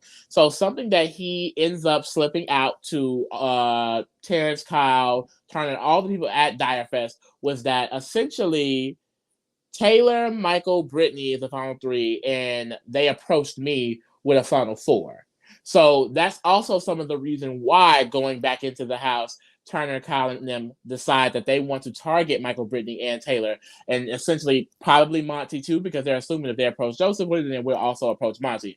And this confused me because Team Jailer, I guess, but like I just don't see how the fuck he thought that was relevant information that's gonna help him stay in the motherfucking game. Like, be so fucking serious, Joseph. I was pissed off because you know, this information really does go into the next few weeks because the after party, Terrence, Alyssa, Turner, and Kyle, when they go back into the house for this next week, they're literally telling Taylor, like, basically, he threw you under the bus, he said this, he said he never liked you, really started making her feel like this man, the only one who Pharaoh said treated her like human, used her and threw her away when he need be. Like, so it's like they're literally freaking... I feel like that's just so traumatic. Like, that's just so dark side. Like, that has nothing to do with game. Like, Alyssa even admits that she told her some false information about Joseph just to make her mad. And it's like, girl, just because your man a racist and an incel does not mean everyone else to hate their man. Like Alyssa's just a weird girl because she's known up until this point that Kyle has been using the fuck out of her, and it gave very much. I want Taylor to look as stupid as me. No, bitch, you still look stupid as hell. Dumb as fuck. Period. So at this point, Jasmine is going home. So is Joseph. And they are going to be joined back again into the house as all 8 of them. Going into it, we have the after party who are kind of going to be targeting Michael. And if not Michael, Taylor's going to be the target. Mhm. And then we have kind of Taylor's group, Brochella, who are kind of all linked up too. But quickly, and just to clarify, at this point, the people who are in jury are Indy, Jasmine, Joseph. And all of them have expressed how leaving in their exit interviews, they feel like Taylor is somebody they might want to vote. Mhm. Taylor has left them all feeling good about her on every eviction. All of these 3 people going home. She has done about her. Great work, and it's When they hated her. Literally hated her, and it's mainly because like she had like in comparison to someone like Brittany who is gaslighting them, making them feel bad on the way out, and basically trying to make them feel like they're the enemy in this situation and whoop de whoop de whoop. Taylor kind of comes from a different perspective. Also, I feel like the psychosis behind it is that essentially they never really hated Taylor. It was always jealousy and bitterness. So leaving the game, I can see how someone like Indy, all of these people are lying to me. The only person who hasn't lied to me this game is Taylor. And it's like, because you didn't want to work with her, you just been bullshitting, hating her all season. She also mentions that Indy also mentions that Taylor left one of her clothing in her suitcase. So she loves Taylor coming out. Jasmine grows a big respect for Taylor coming out of the game. Joseph had a huge respect for Taylor coming out of the game. And this is work that she put in. I think even this week we see, her social work, working because this week I mentioned, Turner wins the HOH. He goes with the after party and Monte throws, Michael, Brittany, and Taylor a little bit under the bus. But even this week, you have Monte who, because he created this relationship with Taylor and Brochella, is kind of defending her in some of his conversations. Like, well, we can use Taylor. I think she's being ran by Michael and Brittany a little bit more than we think. So it's like, it's very clear that she has very clutch allies in so many situations that do work to keep her safe. Exactly. And that's all the work she put in. The 10 times the work that anybody else would have to put in. Like, we don't really see social game through the screen like that, but Taylor's social game is on you point. See her social game. You can see Taylor's social game. So at this point, they come back in the house. Turner wins HOH, like Lee said, and his target is Michael, and his backup target is Taylor. But what happens is that Michael exposes that Kyle is a racist. Now, Taylor's perspective in this situation is that she was approached first. Her and Monte was it her and Monte together? It was. Yes. We did not see this conversation, but we know that Brittany and Michael sat them down and basically exposed to them that Kyle had been being racist and trying to form a white alliance against the people of color players. And we don't necessarily see her perspective on it again until the house meeting, because she kind of walks around the house like, not this nigga, until the house meeting, and she's able to express her feelings. And we end up seeing that she kind of has all the black people in the house, which I don't know how to feel about it because 2 of them are coons. But for Taylor, the way that Taylor feels, I feel for her opinion on the situation. Because the way she approached it with Kyle is that you're ignorant and you just need to do the work to not be ignorant no more. Yeah. And that's how she feels about it. And it's interesting because I do feel like they got similar people in Monte and Terrence because they kind of felt similarly. Monte was definitely a little more upset than Terrence. And then Terrence was apologetic. All of them were apologetic, or not apologetic, but all of them were understanding to a certain understanding. Extent. Me, I would not have been. Yeah, so if he had got exposed, I probably would not. I would not feel the need to have a conversation with him, honestly. Like, especially if he's going home. If he got renominated, I'm not talking to him for what? Who cares? And it's interesting that this topic comes up because I kind of want to get into it just a little bit. I do feel like, and I slightly mentioned this when I saw the cast for Survivor. The Survivor cast, I saw Jesse. I was like, Jesse reminds me of my dad. None of these other people who I've seen play Big Brother necessarily do. And I just kind of want to comment, like, the black people are not a monolith. There's so many different types of black people. But I do kind of feel like Big Brother has kind of stayed in a safe space recently, especially with these 2 seasons when it comes to Black people, because there's Black people out there who in that situation would not have given Kyle that grace. And it's wonderful that they did, but also I do feel like there's a certain sense that racist people might get from watching, and seeing that the grace that the Black people gave them and just not understanding how crucial his comments were.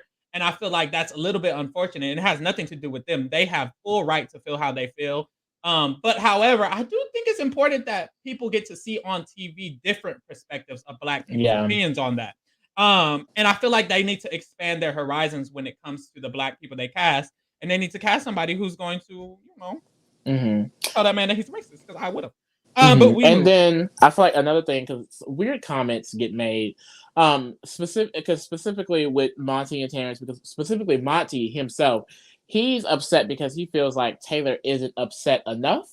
Because Monte, he basically called me like, I don't understand why Taylor's taking it this way. Like, she doesn't seem to be, that's kind of the start of him feeling like she's not vulnerable enough. Oh yeah. And then also because Terrence, he goes on, he wants to be the educator this week. He wants to show Kyle how he's wrong. And Terrence feels like keeping him in the game over this Black woman, Taylor, keeping him in the game will show him more than evicting him.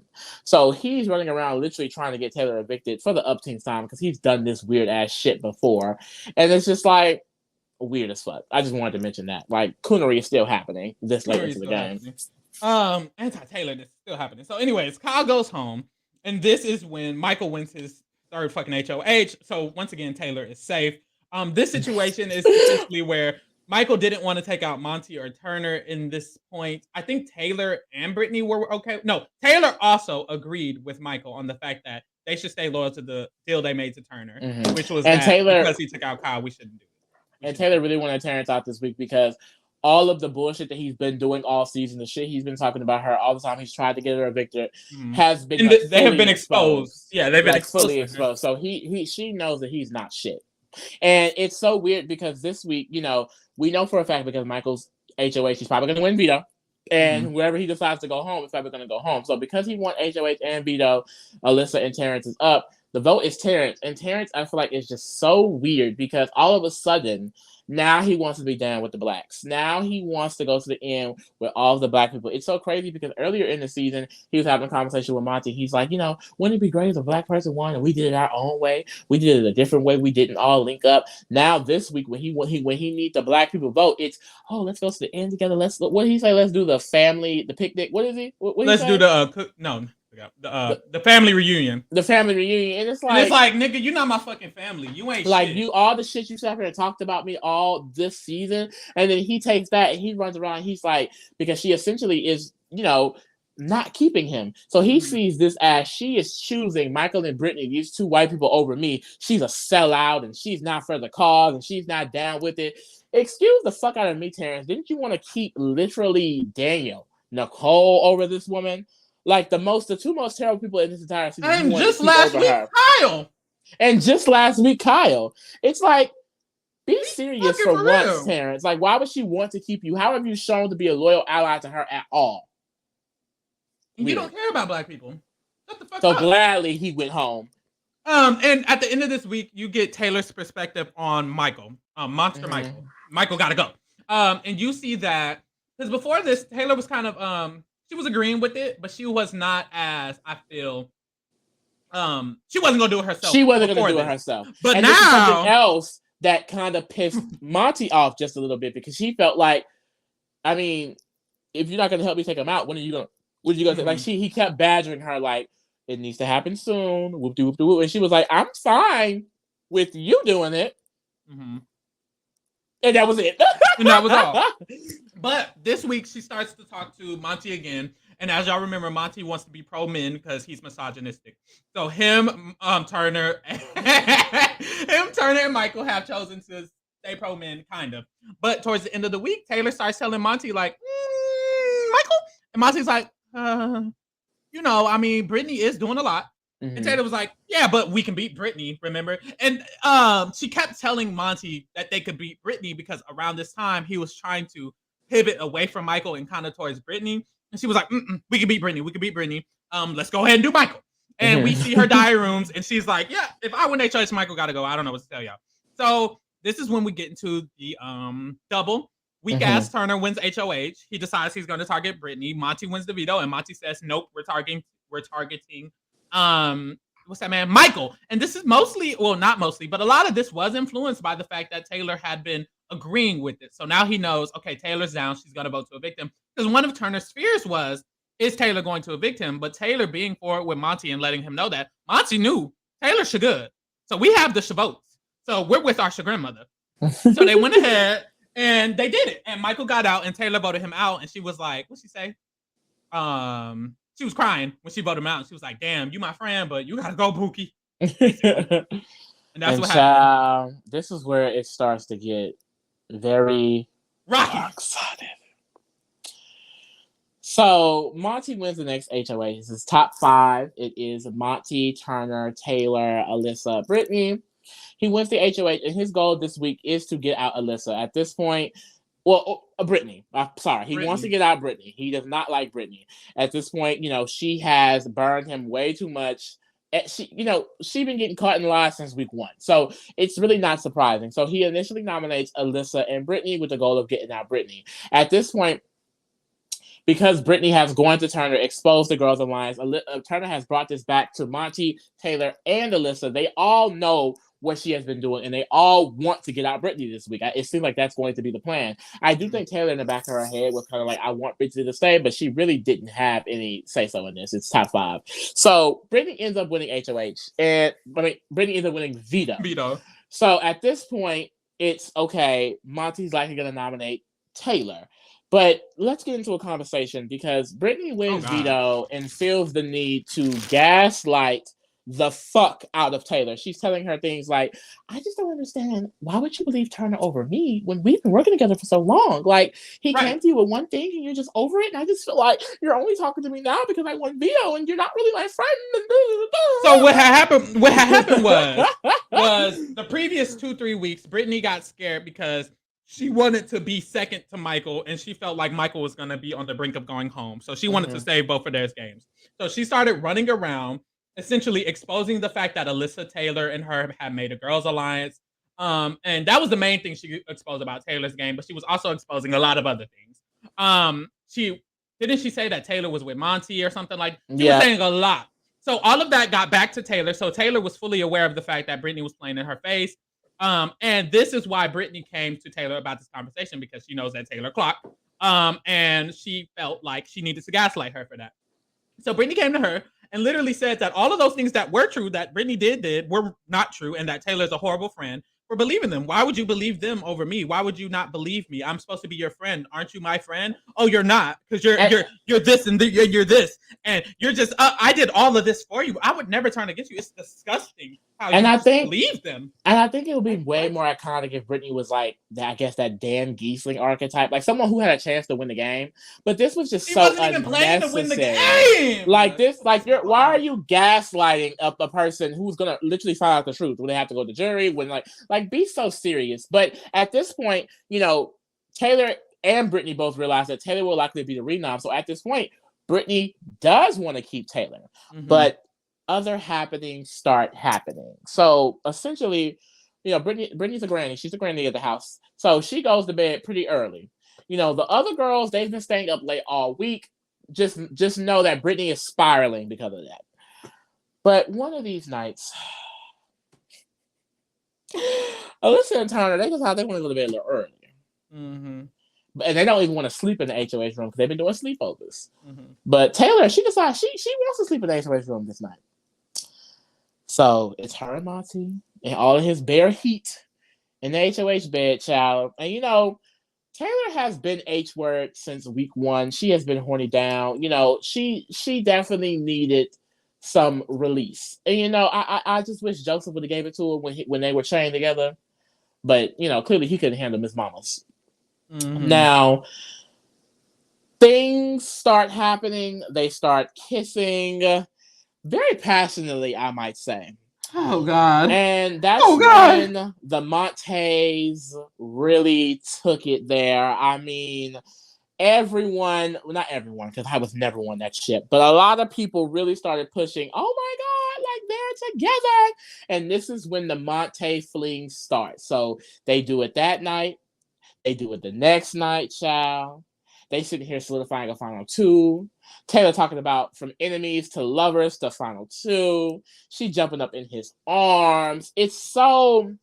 It would be cute if he hadn't been trashing her the entire season. Like, it's giving Stockholm syndrome down. Please free my sister. It was bad. Oh, it was bad. Oh God. So, But one thing she did do, saved her. but one that thing did she save did her. do is solidify that motherfucking vote, because as long as she had Monte, she had Turner, because one thing Turner gonna do is listen to a man. And Monte being a man. And let me tell y'all, the girls were mad. The girls are mad. They're like, she's not coddling Brittany. She's not coddling Brittany. And I Brittany's a grown ass fucking woman. And I was on team because a lot of, including Lee, I don't know why he yelling. A lot of people was like, I just feel like she should definitely be talking to Brittany. And this was my sentiment. My sentiment was, but she has Monte on lock, which means she has Turner on lock. And the girls wasn't sure. The girls wasn't sure. But I was sure that Turner always was going to do what a man wanted. And I was so 100% on that. And let's just go ahead and get into this. See, my fear was, and you know what? I guess I shouldn't even thought about this fear, because with more minorities in the house, how are they going to work? I just knew white woman tears would prevail. I just felt it. So, as I mentioned, Brittany, has been spiraling this whole week. Not even necessarily because of not this whole week, but Taylor, this whole season. Yeah, the whole season. But it really comes to another re-spiral, child, a tornado. It comes to a cyclone. So basically, she feels like they've all been staying up. They've all been ignoring her. And Alyssa, she comes and she, basically appeals to Brittany's weak white woman side. So she starts telling Brittany, I've been feeling alone too. No one tells me anything. They cried together, white woman tears all over the bathroom. And basically, Brittany starts spilling tea. She starts saying that I had a final three with Monte and Taylor, which she really didn't even have, to be honest. And then she starts saying things like, basically, Turner made a deal this week that you will go home. I'm now going to keep you in this game over Taylor, who literally promised to take her to final three. Literally the only ally she's really had this entire game. The only person who genuinely wanted to work with her, because her actual closest ally exposed her entire game on the way out. No shade. She now wants to flip on her for Alyssa, someone who also has not started talking to her until she won veto. So that scared me, because essentially it's like, we know that Turner is besties with Alyssa. I wasn't necessarily... The thing is, even though I know Turner's a follower, for some reason I just felt like, why would he not keep Alyssa in this spot? Like, of course you're going to go with the person you were justified for your game. Like, he should have. No, because he should have. Like, that's the logical thing to do. Me personally, I'm used to... A lot of my friends are straight men. And I'm going to just say it. I'm used to straight men doing anything for another straight man. Yeah. And Turner's not even straight. So I said all of that. And it don't even matter. But cishet men. One thing they will do is follow a man. And one thing I'll do is follow a man. Right into the bed. Onto the counter. And it scared me this week, because basically, Alyssa goes up to Turner and she tells him, if you vote me out this week, I'm never going to be your friend again. Whoop de whoop de whoop. And I did initially think that was going to make Turner, flip his mind. It actually did the opposite. He was actually more pissed off that she had did that. And then Brittany thought she was slick on going to Turner. I really think you should throw a sympathy vote, don't you think? I mean, you really should throw a sympathy vote. Like, she's going to be really upset. Like, I'm not throwing a sympathy vote. Don't worry. I'm not throwing a sympathy vote. But you should really throw a sympathy vote. And it's like, Turner literally clocked. He went upstairs to Monte and Taylor, his new final three, and told him, yeah, I think Brittany's throwing a sympathy vote. So, the vote happened. The lesson is, misogyny will always win. I thought you were going to say, stop trying to go after Taylor.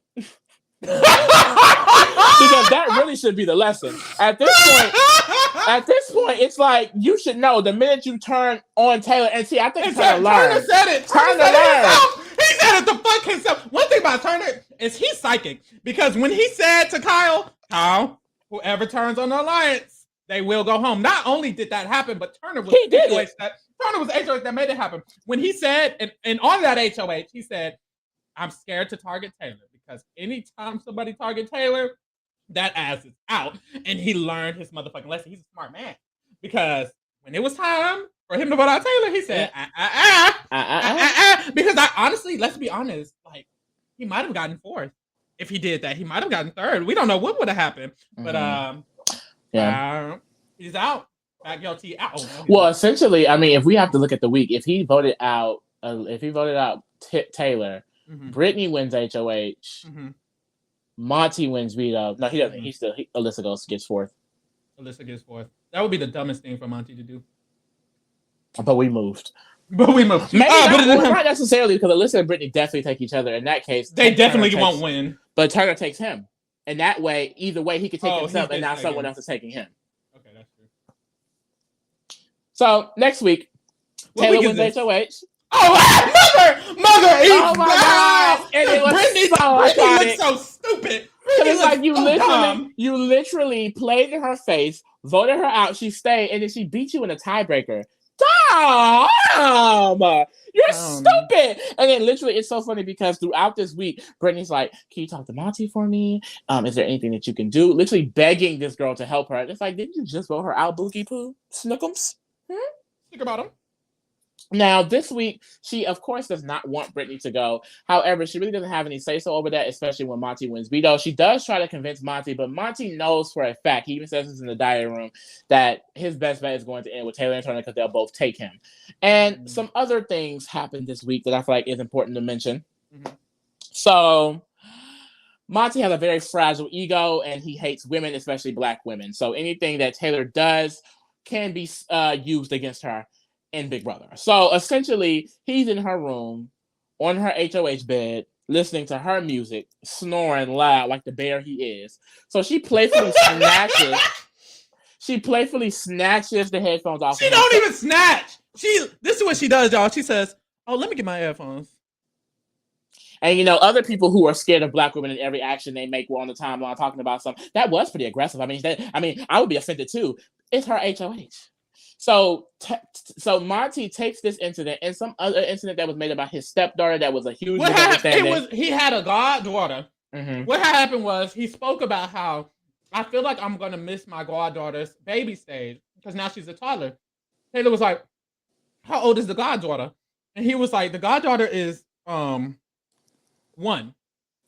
Finna turn 1 or something. Or finna turn 2. Whatever. Finna turn 1, I believe. And Taylor was like, oh, 1 isn't a toddler, he's still a baby. And he was like, no, 1's a toddler. And Taylor was like, I think 1's still a baby and 2 is a toddler. And he's like, so 2 is a toddler? He was like, 2 to 4. And he said, that's aggressive. What? So he literally takes these two incidents and it turns into, I just don't think I'll be able to. This is him telling Turner. He's confirming that he's been having a showmance with Taylor for these last 2 weeks, and that I just don't think I can continue this outside of the game because she has these ways about her. She's so cold and she's so defensive, and I'm gonna need to have a conversation with her about these ways. And me as the high value man I am, I'm gonna need this woman to listen to me and listen. I don't take disrespect kindly. Yeah, because I'm gonna suggest how she should improve herself as a woman. Are you a woman? Do you have a vagina? Because you're talking like it. I mean, he's a bitch made ass nigga, so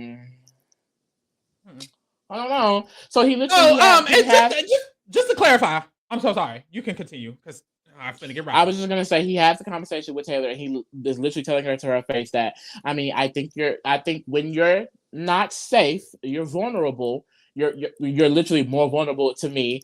You're more open and you're more warm. And then when you have power, that's when you start being cold. That's when you start being condescending and things like that. And essentially, his bitch ass is saying that he wants her to be someone he can save, and that pisses me off because a lot of men act like they only feel comfortable with women when they're being submissive to him. He wants her to be vulnerable. No, you want her to be submissive. He feels like when she's in power, she feels this. No, he feels like when she's in power, he feels threatened. He's threatened by women, especially Black women, and he wants a Black woman to be very submissive to him. And this is what a lot of men think. All them Andrew Tate, all that Joe Budden, all them ugly ass, dumbass niggas think the same fucking way. And he's in this house saying the same dumbass shit. You look and sound fucking dumb as fuck. And you think you're so fucking smart, and you're not. You're a fucking idiot, and you're a dumbass, and we're finna get into you. And it's so weird because literally he tells her in that moment, he's like, I've been watching you all summer and I could just see that this is how you act. And this is just a suggestion, I feel like in those earlier Why are you weeks suggesting me how to be? Ugh! in those earlier weeks, I feel like that may have caused some of the actions that were happening and people talking about you. And it's like, you sat up here and you saw her get disrespected. You've seen her talk about that you feel like these things happen because she's a Black woman. And You've apologized about it. You've apologized about it. And then once again, you're throwing it back in her face. And it's like, I'm so all happy of it. He even mentioned Paloma that week, this week, that you apologized about. I'm sorry. I'm just so happy that she's so confident that she didn't let that really affect her at all. Like, he left the bathroom and she was like, well, here goes me being a bitch again. Like, whatever. I do not give a damn. And she's literally in the dining room. Like, I mean, I'm not worried about Monte and his motherfucking fragile ass ego. I'm worried about that $750,000 per. And just to clarify, just to break it down to y'all. Yeah, you go off, girl. You go off. Cause shit. I'm so sorry. I'm so sorry. This shit pisses me off. That means every week Taylor has been bashed, put down, called aggressive, called mean, because this week it was Monte. Last week she got gaslit by Brittany. The week before that she was getting gaslit by Terrence. The week before that she got racially fucking hate crime. The week before that she was getting gaslit by Brittany and being grouped with Black people. Every single fucking week this woman has been in this house. And she has never been able to sit throughout the entire week without someone literally either talking to her straight in her face and telling her she's a horrible person, or hearing rumblings about people telling her she's a horrible person. This literally making incorrect judgments about her personality. False, inaccurate lies about who she is. Imagine for 80 days sitting in the house with a bunch of people telling you that who you are as a person is terrible and you're a horrible person, and you cause someone to have PTSD and leave the house. You've caused Nicole to feel this way. You've made Daniel feel this way. The way you act is so disgusting. You need to change who the fuck you are. And I'm going to sit down and I'm going to tell you these are the things you need to change. The way you approach talking about my goddaughter is horrible. The way you took the headphones off my head, you're just a really aggressive person, especially when you're the opposite. It's so crazy because there are people, like, if they were saying that being lied to about like, literally, like, they could have been saying that about Christmas Abbott, and I would be like, oh, they're telling her the truth. But it's about like the literal opposite of what Taylor is what they're putting on her, and that could just feel so weird. And I want to address this as well, because I feel like a lot of people were trying to, and I can see this because, I'm someone who thought, I still kind of think this, but I'm under the mindset that, where there's smoke, there's fire. Like, not everyone is saying something about you and it cannot be true. But now, like, in this situation, watching the live feeds, watching how this started from day one, this is groupthink and a bunch of bullshit and insecurities. Like, it's so crazy to see how these people have made her the enemy in their heads. Like, and then I would see people on the timeline be like, well, some of her jokes do come off as like this, and some of her jokes do come off. Like, that's literally her entire, like, that's her personality. That's the jokes that she makes. And I guess you could say, well, maybe she should have known to be able to switch that up. But it's like, why do the Black people always have to switch up who they are as a person? You think Turner halted any of the jokes he said? You think Alyssa went up in there and was like, oh, I can't say this. Oh, I can't say this. I can't make this joke because they're going to think I'm some aggressive, cold, mean person. Mira is probably one of the coldest, meanest people I've seen. And even on her way out, no one was saying those words to describe her. Literally. Like, it's so crazy. Like, it's so crazy because, like, jokes, literal jokes are being turned into attacks. Like, oh, she attacked me. This is what she meant by this. And that's why when y'all say it on the timeline, and I tweeted this, when y'all say it on the timeline, it's very uncomfy because if you, in my opinion, if you feel like Taylor's jokes or the way that she acts is actually genuinely cold and aggressive, it makes me uncomfortable because Taylor is a Black woman and a lot of people's personalities are similar in people's communities. Like, a lot of white people, hey, they act alike.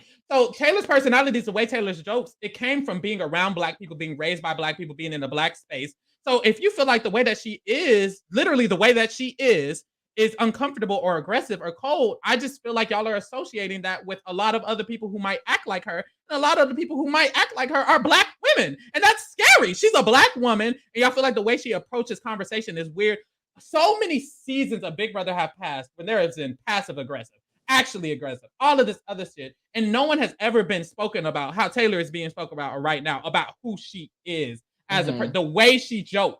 Like, even when y'all are dragging racists, it's not about the way they joke or about the way they talk or about the way they are. Y'all are talking about this black woman, and this black woman has been one of the only people that the way they are is why The you're way she mad. looks. Not what Right. she did, but the way she is. And that's uncomfortable. When it's the racist, it's what they did. When it's a misogynist, it's what they did. Y'all are talking about Taylor as a human, and that's fucking scary because she's a black woman and other black women have similar traits. That shit is weird and scary. We're not a monolith, so not all black women are the same. But however, it is just innate that the people who you grow up around are the people who you might act around, joke alike. Me and Lee joke very similarly because me and Lee grew up in the same fucking community. And that's just the way it is. And if you sat here and you felt like the way we joke is uncomfortable, that's uncomforting because the community we came from, everyone jokes like this and we're all black.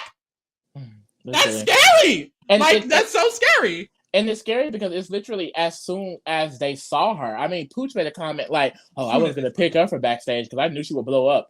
You didn't even speak to her. Like, what about looking at Taylor would make you think that she's going to blow up? She came in. And it's so weird. And I always wonder, I thought this about Oz last season. Oz is such a beautiful, beautiful girl. And then I'm looking at Taylor this season. I think Taylor's the most beautiful person in this entire house. It's crazy how they're never presented or seen as the most desirable in the house. Like, no one is looking to be with this person. As undesirable, which is weird. They're beautiful. They're gorgeous. I mean, surprised the black men.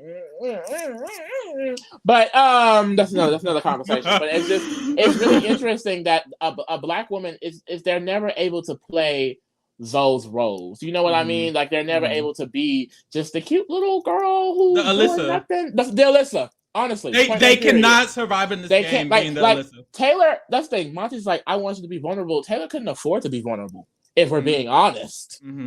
Vulnerable to a bunch of bitches that hate her. The one time she was vulnerable, they said she was fake crying. Be serious. Anyway, when she was vulnerable with you, you believed a white woman. I don't literally. The last time she was vulnerable with you, the first and last. Get the fuck out of my face.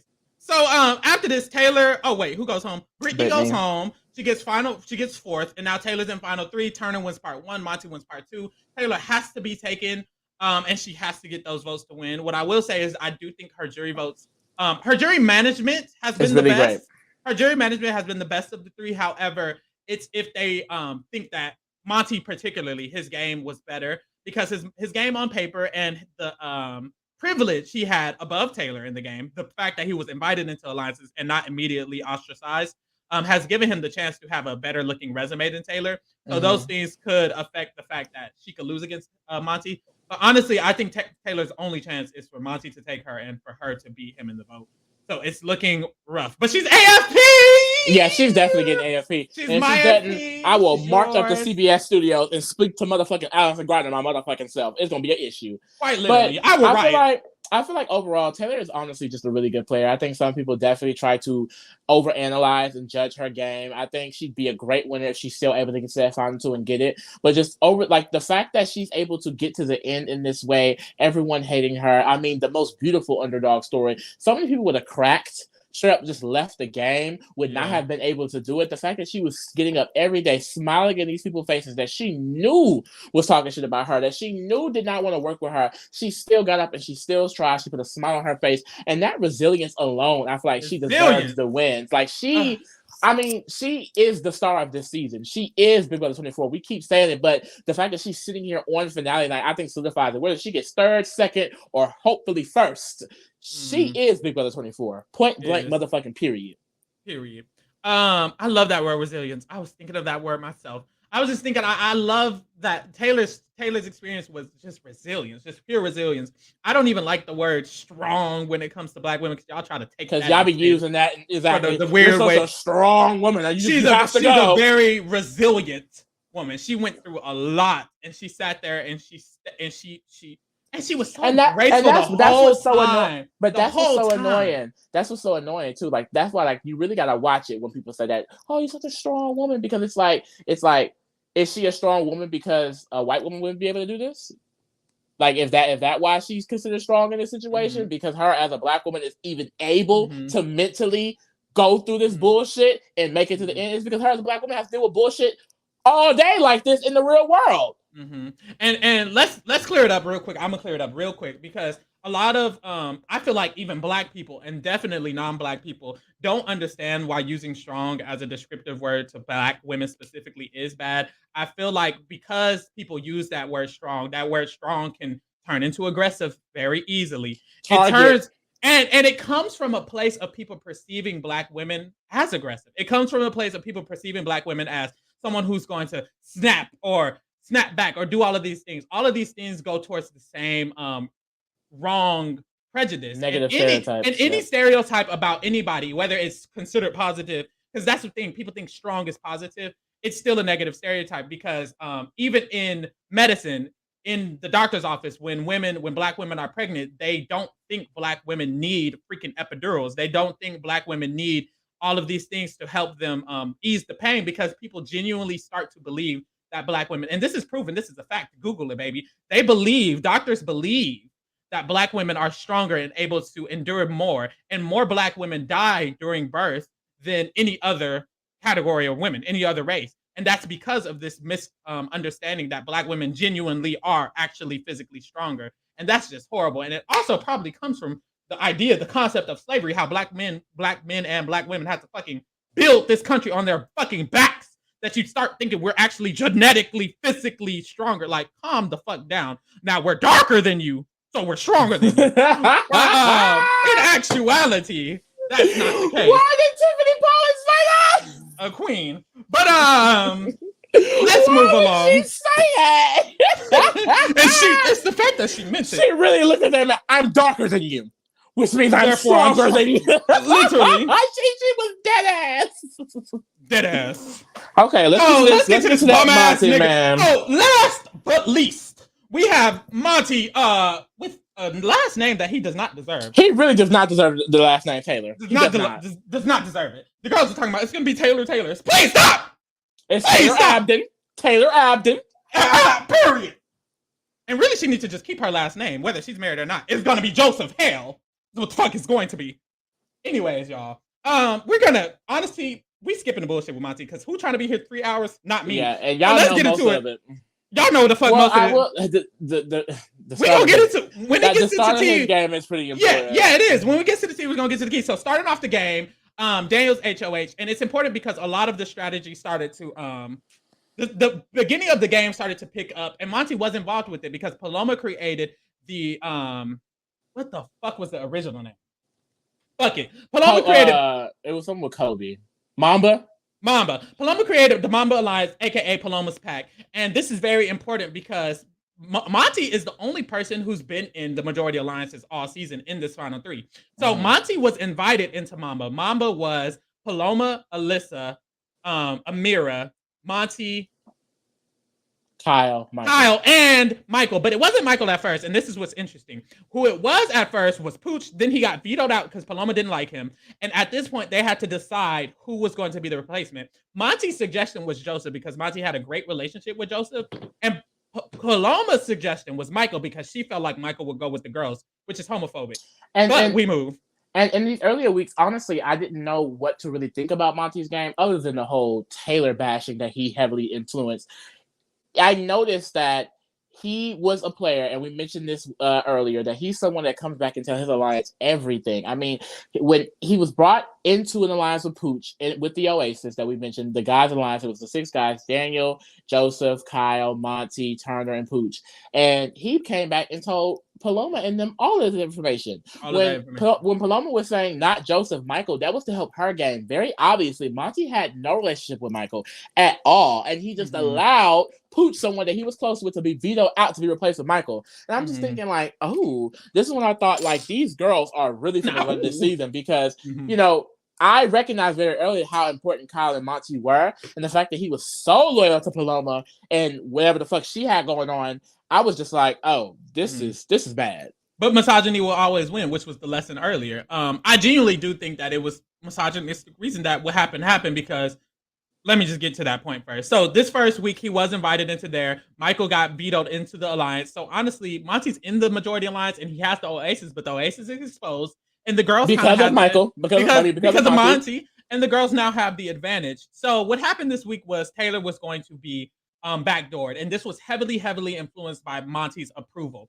So Monte, as a black man, has to stand in his black skin and understand that he was the reason that it was approved that this black woman could get bashed for the rest of the season. The conversation was so disgusting because he's saying things like, "It just sucks that me as a black man, I have to tell this black woman how to act," and and then Dale making comments like, "Oh, I thought y'all were gonna do a cookout." He was like, "No, we wouldn't do a cookout. I mean, not with her acting like this."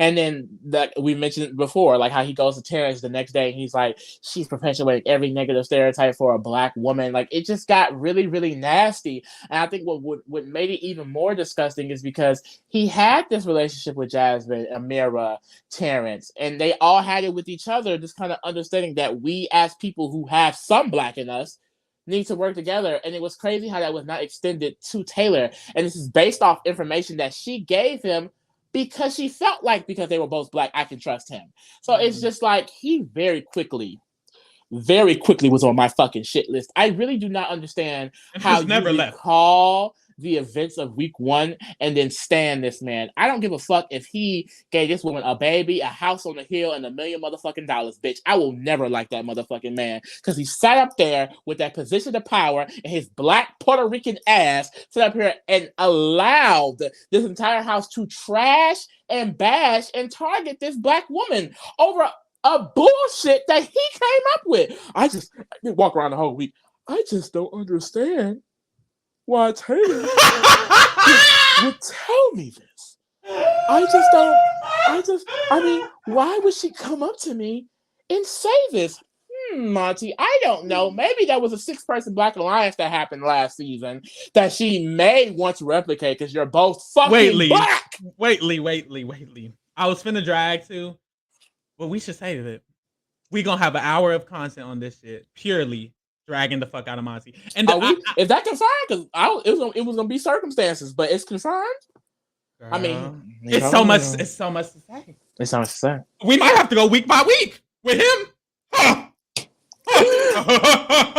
But we gonna save that.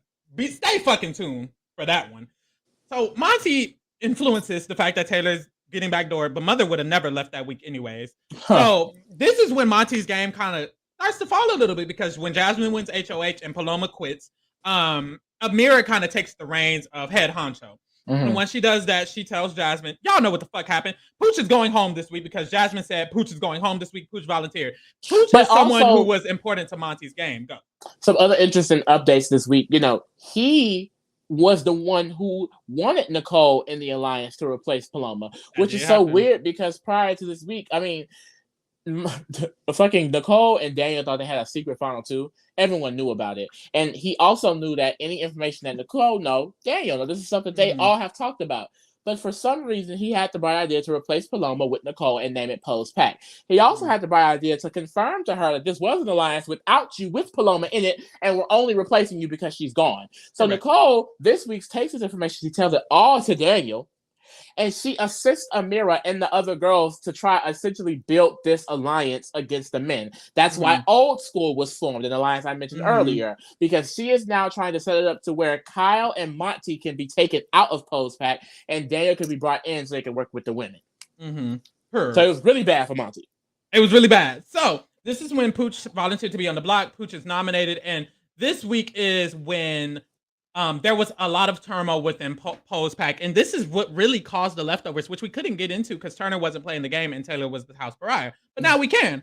So what happened this week was that Amira and Nicole got invited into the alliance and immediately became one of the forefront people who were making the decision. Was nasty. They should not have invited her in. Well, I guess they succeeded, but Monte, that was a huge mistake. Monte invited her in, and Amira snatched her up real quick. Amira snatched her the fuck up. So immediately, Amira and Nicole were on the same page that Pooch was going to go home, and they were very firm on that. And one thing about women is that they scare men. Men do not like women. So when they were very firm, they don't like women in power. They like women who are being vulnerable. Oh, what do you think we should do this week, Monte? Let's keep your closest ally. Okay. So Monte and Kyle both. But I think Kyle a smart bitch because they both agreed. But Kyle kept it cute. They were not okay with Pooch going. However, Kyle didn't say that out loud. Monte walking around the house. I just don't understand how Pooch became the target. I mean, it feels like the women are coming together, and I'm like, are they pushing narratives? Are they lying? Was Taylor telling the truth? Is 1 + 1 2? Like, okay. So literally, Tell us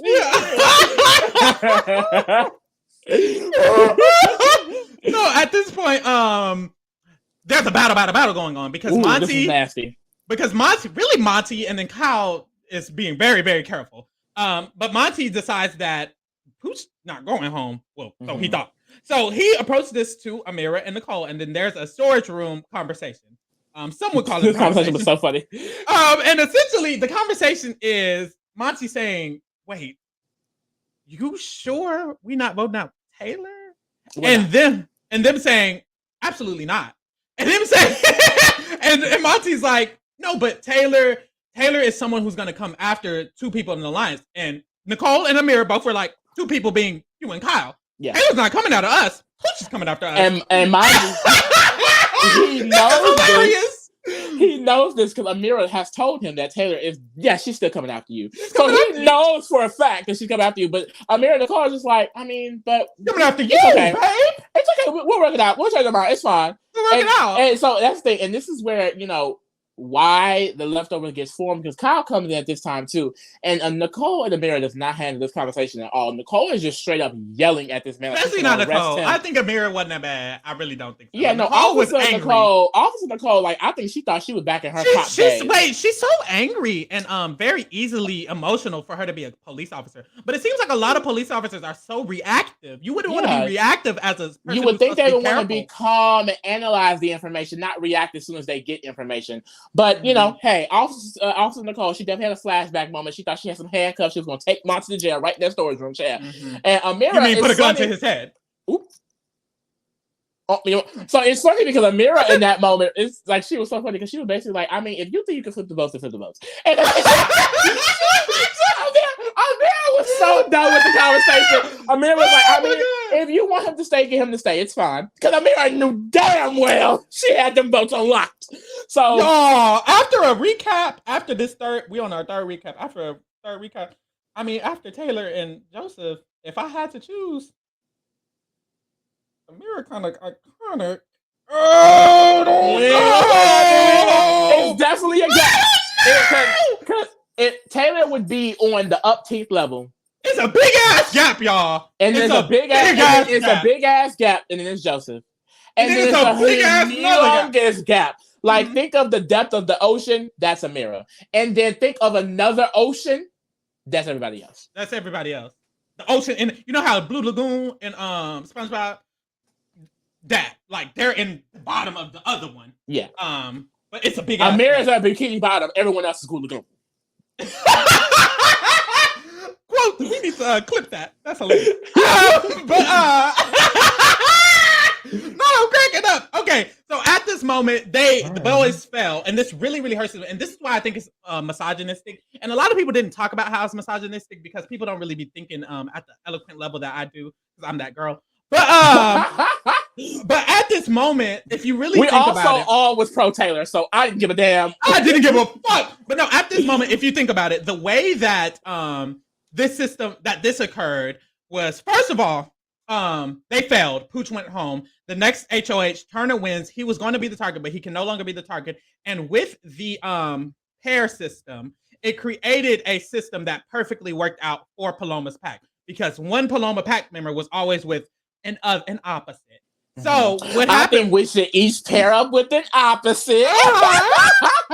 They took so they were given the cookout strategy. So it made it an incentive for them to stick to Paloma's pack. However, misogyny wins all the time. So even though there was the incentive, the fear of the women working together trumped that incentive and created Kyle and Monte feeling the need to literally flip the entire game and create the leftovers. And we don't talk about how intense of a flip this is. This is a huge decision for them to make, and I do think it came from the fact that they are misogynist deep down. I do. Like it was a big flip. Like, I mean, even thinking of the leftovers, like, literally they pulled all these people out of their asshole. Like, it's like, because it's the fact that they were It's also very interesting too. Loving the gameplay. No shade, because like they were literally given the cookout strategy, one of the most like the most successful, provenly the most successful strategy. literally, and they went against that just to create a whole other alliance where some of them are compared with each other, and they make it voted out. Literally, if Jasmine won, put Michael and Brittany, they could have boom, boom, just like that. Like no, they went out of their way to create this new section of people who were not working together for their own benefit. It was really iconic. I do feel like Monte, because essentially this is why Kyle gets a lot of the credit, because Kyle was the best set up in the alliance. Kyle had it was not necessarily good for Monte because Amira and him were in the final two. Literally, a real one. He had really good connections with Amira and Nicole, Alyssa, and Nicole did even after the argument, extent, but he really did. Once the leftovers started, Monte threw that all away, which is another kind of like at his game. But I mean, hell, it really don't matter because the people who were in jury don't feel that way.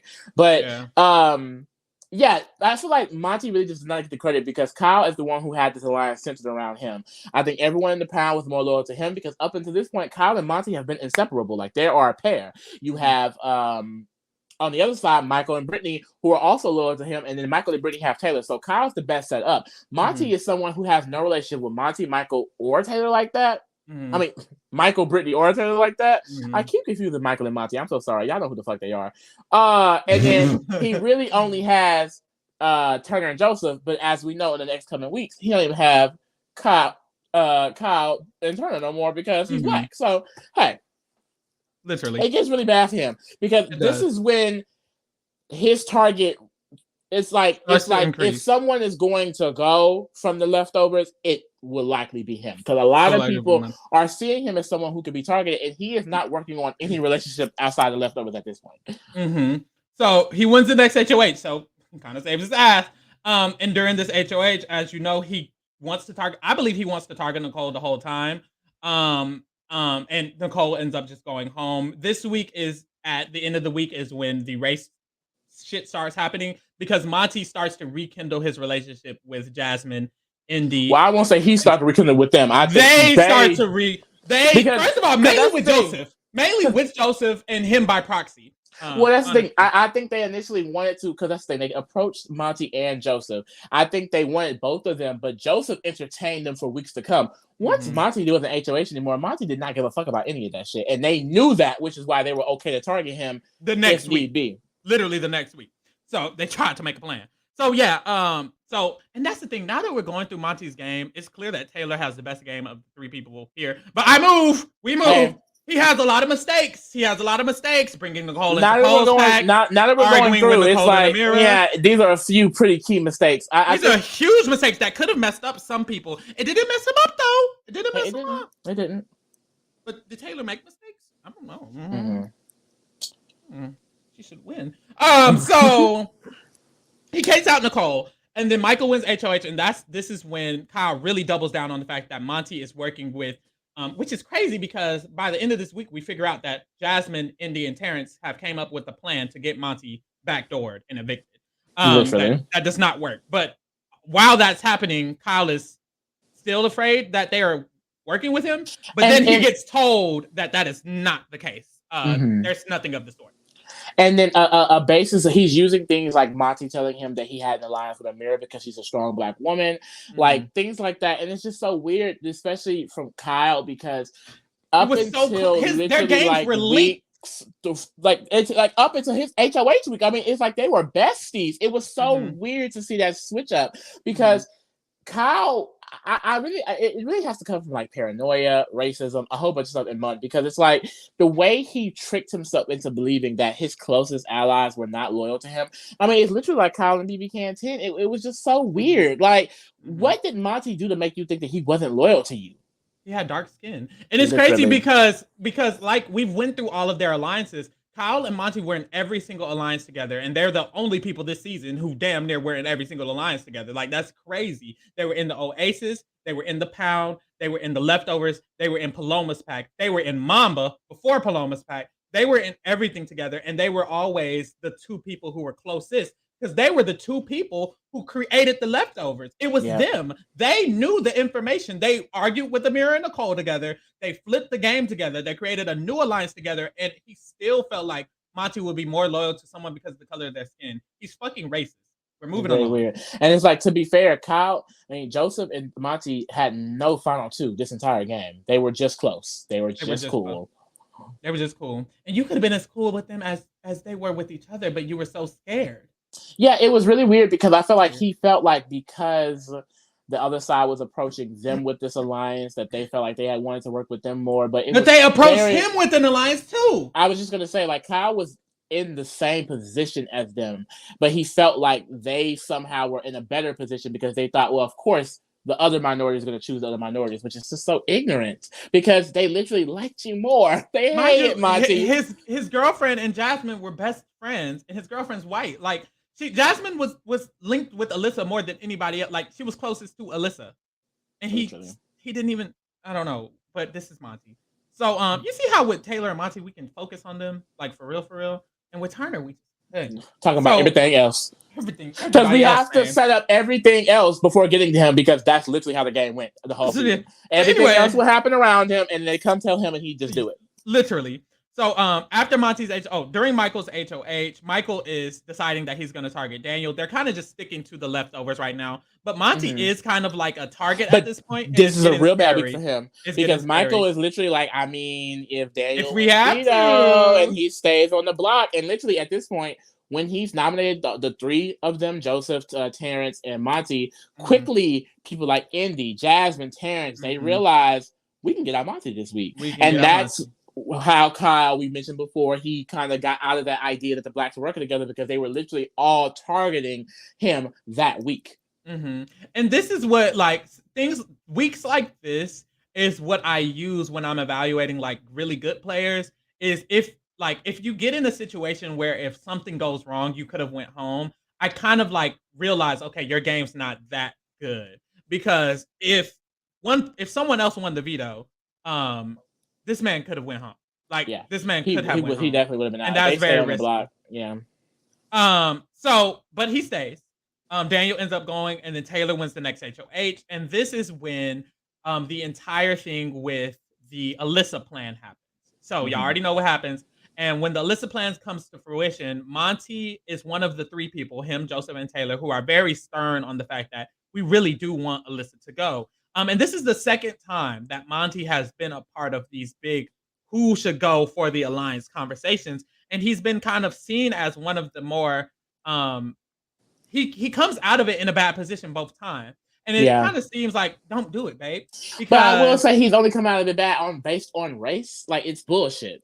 That's true. Like, the only reason why he came out bad on this is because Kyle couldn't just be an adult and say, "Hey, I don't want to take out my showmance," or if he didn't just like I said, the rhetoric that they used about Alyssa was the one that Kyle created. Oh, that she could turn people in the alliance, and she has good social games. A lot of people like her. Who's going to put her up? These are the things that they used in that week to want to go after her. I will say, and we mentioned this before on other podcasts, once Kyle won the veto, it really should have been a wrap. It really should have even been an idea. But they started pushing that, and Monte and Joseph and Taylor, they were the kind of the main three, because Michael and Brittany are pussy ass bitches, and Turner really didn't want it. So in this moment, Kyle definitely feels like Monte, Taylor, and Joseph are a three. And it's so hilarious because he actively hates Taylor at this point still, and him and Joseph does not even have a solidified final two. Literally. He's loyal to the pound. Your final four that you created, and your 7-person alliance that you also created. Literally. So going into the next week is when we get Higher Fest and Brochella. God damn!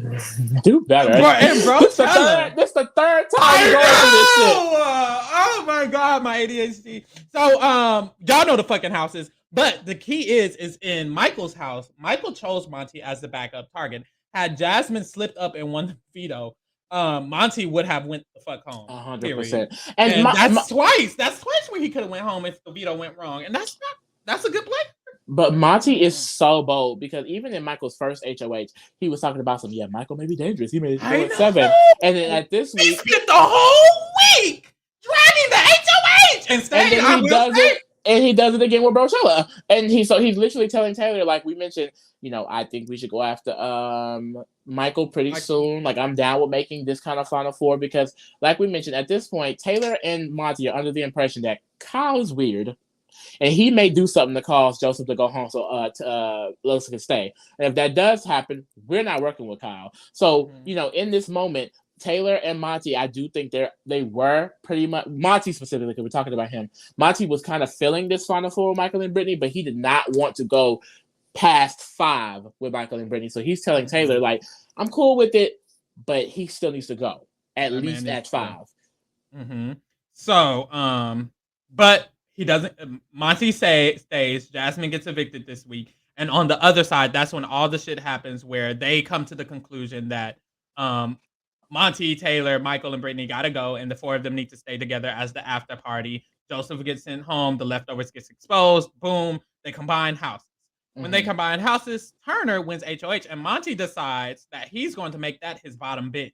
I know that's the fuck. That's what I'm saying. Like, I think this is the week where I feel like if he wins the game, I think this is really an important week for him. Yeah, because I think he really got his social relations together this week because he had Michael, Brittany, and Taylor based off what the work he did in Brochella. And then the fact that he went, I hate this strategy, but he went to Turner and threw all 3 of them under the bus, told them everything they were saying, basically made Turner feel like that was 100% his person. And Monte was not loyal to this after party. He did not trust Alyssa. He did not trust Terrence. He don't trust Kyle. He was literally using that information just to get close to him, to not to go home that week. And it was working very well because Kyle came in thinking, of course, the Blacks and Michael and Brittany have to go, point blank, period. But even Kyle, after talking to Monte, was like, I really like Monte. We didn't even mention the week before, the reason why this Final Four was Michael and Brittany felt it was so solidified in the fact that Brittany could even expose it is because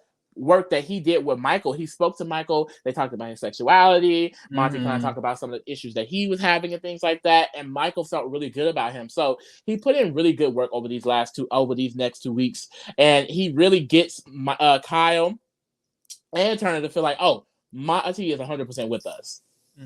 Exactly.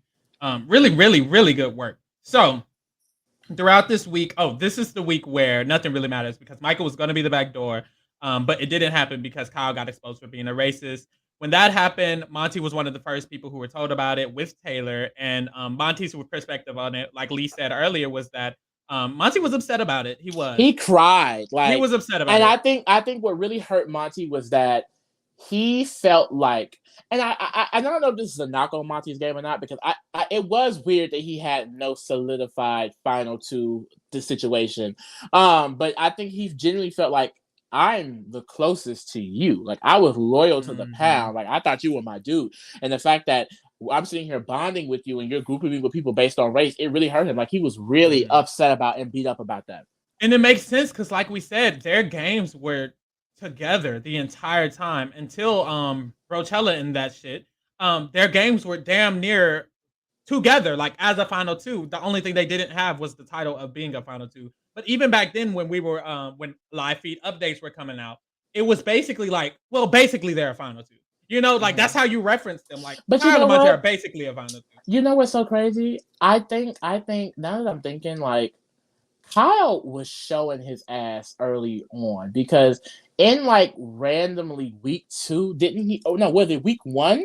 He made like a final 2 with Michael, and it was so random. It was so out of the blue. Kyle had so many options. It was like, why is he going to Michael? And I think initially it was like, oh, Kyle might just be low-key a good player because he's going to the right people. But looking back, especially some of the things he said, like I remember even mentioning him straight up saying to Michael, we even look alike. Like we got, you know, and it's like, was he trying to solidify the Caucasians back then too? Like, was that what that was? And it's also weird now that you bring it up that Kyle never solidified a final 2 with Monte. That's weird.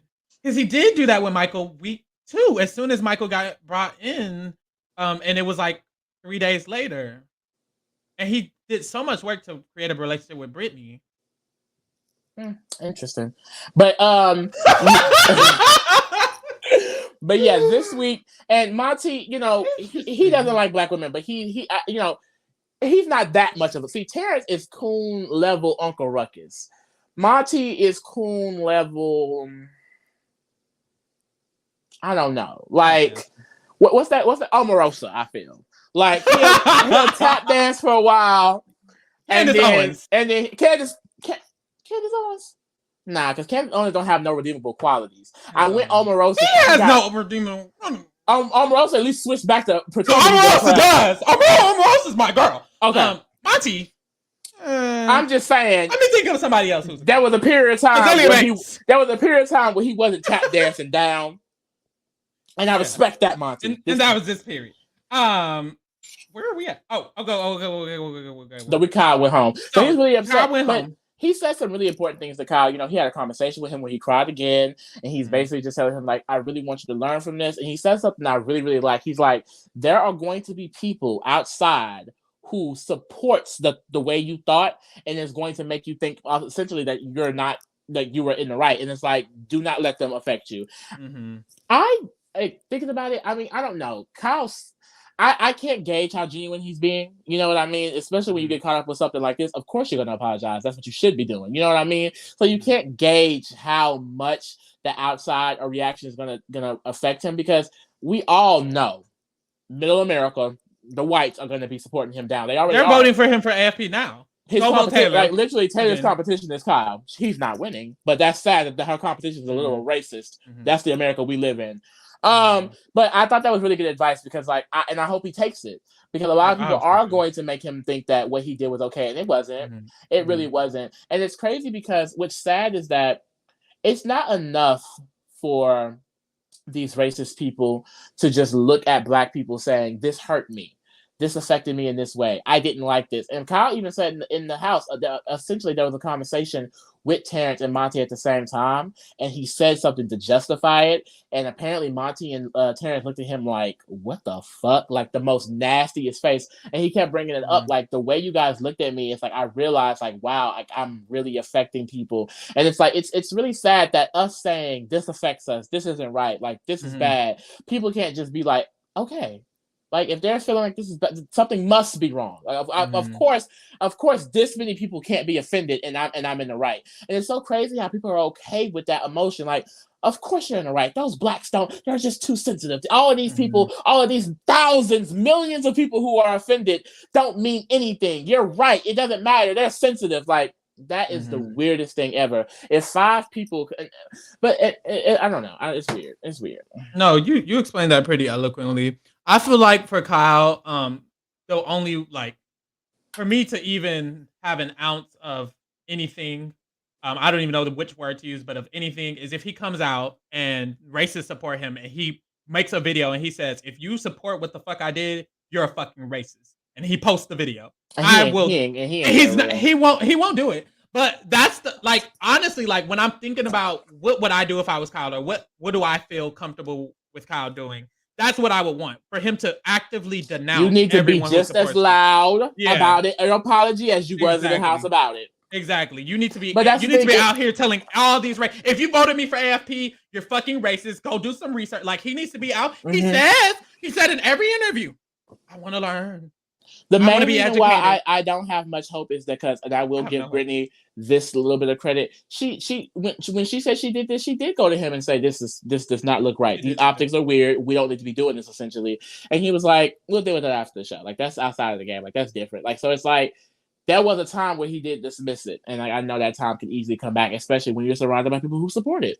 And the thing is, his little Mormon town in Utah, you can't tell me any of his close friends.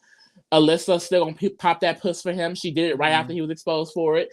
Like, he's still gonna have his TikTok supporters. I mean, it's literally growing. That's growing. So his growing channel. It's gonna be hard for him to be able to take that accountability. He's gonna have to be a strong person when if it's genuine, then he will do those things. But I don't. Unfortunately, I don't think it is. But this is about Monte, child, and it's like that really did affect him really hard, because he has didn't he say he has a younger brother who really, really, he basically says does not like white people. He feels like white people are very evil, and he said he feels like he's had to, like, unlearn some of those things from him to make him, because not all white people are evil. A lot are, but JK, only the racist ones. But it's like a lot of racist, yeah. So, but basically, he's like that hurts because now his brother has to watch this show and see this situation, and it's gonna make him essentially hate white people more. Yeah, and it's like he hates that because there are people who are really good people out there, and it's like it sucks that all of this turmoil is being shown on national TV, and it affects him directly. Literally. After this week, this is when Michael wins HOH again. Michael has promised Turner that he's not going to target him, and he hasn't promised, like he hasn't found a 4 with Monte, but Monte should have went home this week. So I don't think he should. I don't think Terrence was the target here. I honestly think he should have fucked that final 2 with Turner and got him. Well, that's the thing.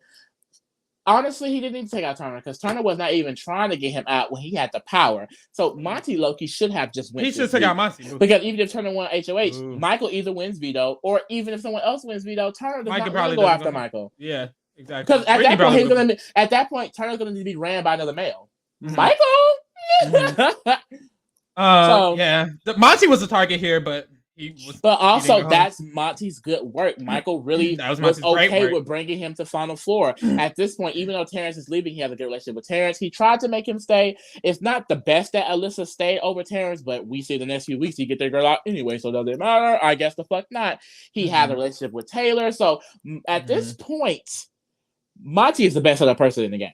Yeah, Turner's HOH was like Monte's pivotal point, and he did everything right. And then every single week, he just kept doing things right and right again because after Terrence goes and Turner wins the double eviction HOH, Monte wins the veto, and he says, This is it. Time. It's time. And he takes that boy out. He gets Michael right the fuck out. He gets his votes gathered, and he gets the girls to get him out. So that's a huge move. It is really huge because even Michael, that's the move of the season, to be honest. Yeah. And Michael recognizes that as Monte's move because Monte was straight up and open arms with him. Like, hey, this is what I'm doing. Whereas Turner, the person who literally put him up and technically got him out on paper, is crying in the goodbye message. Oh, I didn't know, and taking no accountability. So I didn't want to do it, and it's really bad. So going into Final 5, Monte has the HOH, and it's like, well, damn. And when he gets his HOH, he gives the nigga the money. He does great work because he basically solidifies his 2 final 2s. With Taylor, he gives her what she needs, and with Turner, he gives him what she needs. So he definitely provides for his 2 final 2s, and he needs to make sure that they make it to final 3, and they made it. So this week his target was either Brittany, and if it wasn't Brittany, it was Alyssa. He felt, and I love his decision. People were like, he put up Taylor, and I'm going to kill myself, and it's like, I get it, like that's mother. Yeah, but I love his decision as in Monte's perspective because people felt like he should renom Turner, but if he renom Turner, Turner would go home. And people felt like he should target and he Turner. knew that. He knew that. And people felt like he should be targeting Turner. And I think that's if you think of the game in like a black and white manner. No shade to the girls. I mean, hey, you think what you think. But in my opinion, targeting Turner is thinking that because on paper Turner has his resume, I should target him, or because Turner can win a comp, I should target him. And I don't think those are enough reasons. If someone's definitely taking you to final 2, or almost definitely, you should probably prioritize them in this moment. And I think it was the right decision to take out either Brittany or Alyssa. And he did so. Alyssa went home. Taylor successfully. Taylor, who is his final 2 at this point, wins the HOH, and all he needs to do is literally not let Brittany win the veto. Brittany doesn't win. He wins the veto. He takes out Brittany, and now he's in final 3 with his 2 closest allies. So either way, Monte was getting taken to final 2 in this final 3. And also, he probably is going to win the final HOH because Turner won part 1, Monte won part 2, and part 3 is going to be most likely the booth, the easy ABC question, the ABC questions. I got those new questions are not ABC. What new ones? The ones from last year, BB23, the one Ozzy got. The final HOH. The final hard. That was easy. Xavier versus Ozzy. They got every question right. They were in the house studying. Okay, I'm saying I got all them questions right.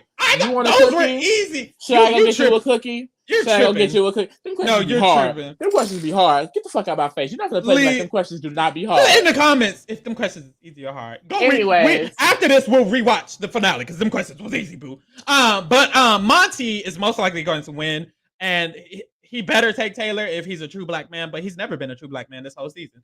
Yeah, damn. because at this point, and we mentioned this, Monte has re-solidified his final two with Turner, so at this point he is actively telling Turner and Taylor he's going to final two with both of them. I don't think he's going to throw it. If he throws it, that's so dumb. Because I don't think he's throwing it. From what we've seen, Turner actually may have more respect than what we think. And like I said, that timeline, I just do not want that. Turner winning the game, I would just be disgusted. Like, no. I do think, Monte still has a good chance even if he gets taken by Turner. But I would love to see Monte and Taylor in final two, mainly because Taylor still has a chance against him. I'm really hoping we're living in the timeline where Taylor wins because she really deserves it. But I'll speak on Monte's game. I do feel like strategically he was the best player this season. Like, 100%. I think, a lot of people were making a lot of mistakes that he just was not doing. I think someone like Michael was probably his biggest competition, but Michael had 20 comps on his ass. And it's like that really brought his ass down. I think Kyle is someone else who could have been big competition for him, but Kyle was literally racist. They got taken out because of it. So it's like he really was able to kind of, make his way through the game. I don't think necessarily his social connections were the best. However, he has this personality that people just want to work with or not necessarily target because they're scared he may come back on them. And that personality type usually goes pretty deep in the game and they usually win. I think Monte definitely fits in the category with a Casey, a Cody, and a Xavier, that kind of just like very calm, cool, collected person who can win comps towards the end game. So it's like, I won't be shocked if he win. I'll take the black representation, but on a personal level, Monte has just definitely disappointed me throughout this entire season. And it all has to do with the Taylor situation. It's so weird how a man can sit up there and bash a woman and then sleep with her, and then once I meet her family, you're saying things like, oh, she's so cold and she's so condescending and I don't like her, I'm gonna move my stuff out of her room, and then you're back in her face the next fucking day kissing her and all this other shit. It's like, how are straight men able to do that parallel? That's scary to me. We'll get him on the video. That's really scary to me. And I just feel it's so like scary, it really sucks because when we talked about this with Ozzy, it's just so annoying that we have to consistently see these black men get on TV, show their ass, disrespect black women, and then succeed still. You know what I mean? Deshaun didn't win, but he still sat in final three. We have that man, I don't want to say a name, but what name? Don't say it, Demi. Last year's winner, he said some pretty problematic things about the women. Xavier said misogynistic things. He did. And he went on to win. And then Monte, I don't think what Xavier did compares to what Monte did at all. But it's like, it's sad. But the fact that every black man who sits in that final two, not every, but a lot of the black men who sit in that final two, they've done it after disrespecting black women and putting down black women. Like I mentioned, if Monte were to win the game, he's able to hide behind the $750K and things like that. But don't worry. And the win. When he wins, we have a video. Don't worry. I'll motherfucking wait. 20% off. No, we'll be there. We'll be dragging. We will be dragging. There. We will. Yeah, as an overall player, I do think Monte's pretty good. I think he has some mistakes, but honestly, I think he's the best this season. But being the best this season isn't much. No offense. But yeah, I think he did a good job. Period. He's most. I'm not even gonna say it, but when it comes to winning this game, it might be Monte, and so we might be speaking about him as a winner in like a winners ranking or whatever. So that'll be interesting. But I do think. If you look at our winners ranking on our YouTube page, I definitely would put him in that first half. I think he would be a pretty decent winner. Definitely a pretty decent winner. I agree. I definitely agree. But shit. Taylor would be number one. Taylor will be number one when she wins. Yeah, so go vote Taylor for AFP. And we're not done with Big Brother 24 just yet. We're gonna have, I believe, one more video where we go through the entire season, like just our feelings on it, and also the last ranking of every player as a whole. Is gonna come. We also have a few more drag videos coming. We will be dragging Turner. We will be dragging Monte. That's probably gonna be a long one. Are we still streaming after tomorrow's episode finale? We could. That's look for that. We might stream after the finale episode. We're gonna stream after the finale. It's gonna be crazy though. Am I gonna cry or am I gonna cheer? Woo! We'll be streaming. So catch our live stream tomorrow. If Taylor wins, we're definitely streaming. If Taylor wins, we're streaming. Otherwise, I'm gonna say this. If Monte or Turner win, let's say I might not be able to stream. I might be myself. sleepy. I might be sucking some nerd. That's the I thing. didn't That's get the nothing thing. to That's the thing. eat. That's the thing. If Taylor wins, nothing will come in the way. If Monte or Turner win, oh shit. I might have to. My dog that I don't have is hungry. So yeah, but tune in on Wednesdays. Every Wednesday we will be going live after the Survivor episode to cover Survivor. Make sure you check us out on Thursdays where we'll be covering Amazing Race. When the Challenge 38 comes on, make sure you check us out on one of those days. We will be doing the challenge. So stay tuned. We're coming with the come. Please don't leave because Big Brother's over. Please. We're broke. We have nobody. I don't know. But yeah, thank y'all for tuning in. This was a long video. If you but hey, watch this whole thing, period. You're that if you watch this whole thing, comment below. You're a real ass bitch. I mean the whole thing. I mean from the beginning to the end. Comment below. We don't get no comments, bitch. They're not gonna hear this. They done turned it off for me. All right, y'all. We out because bitch, that was long.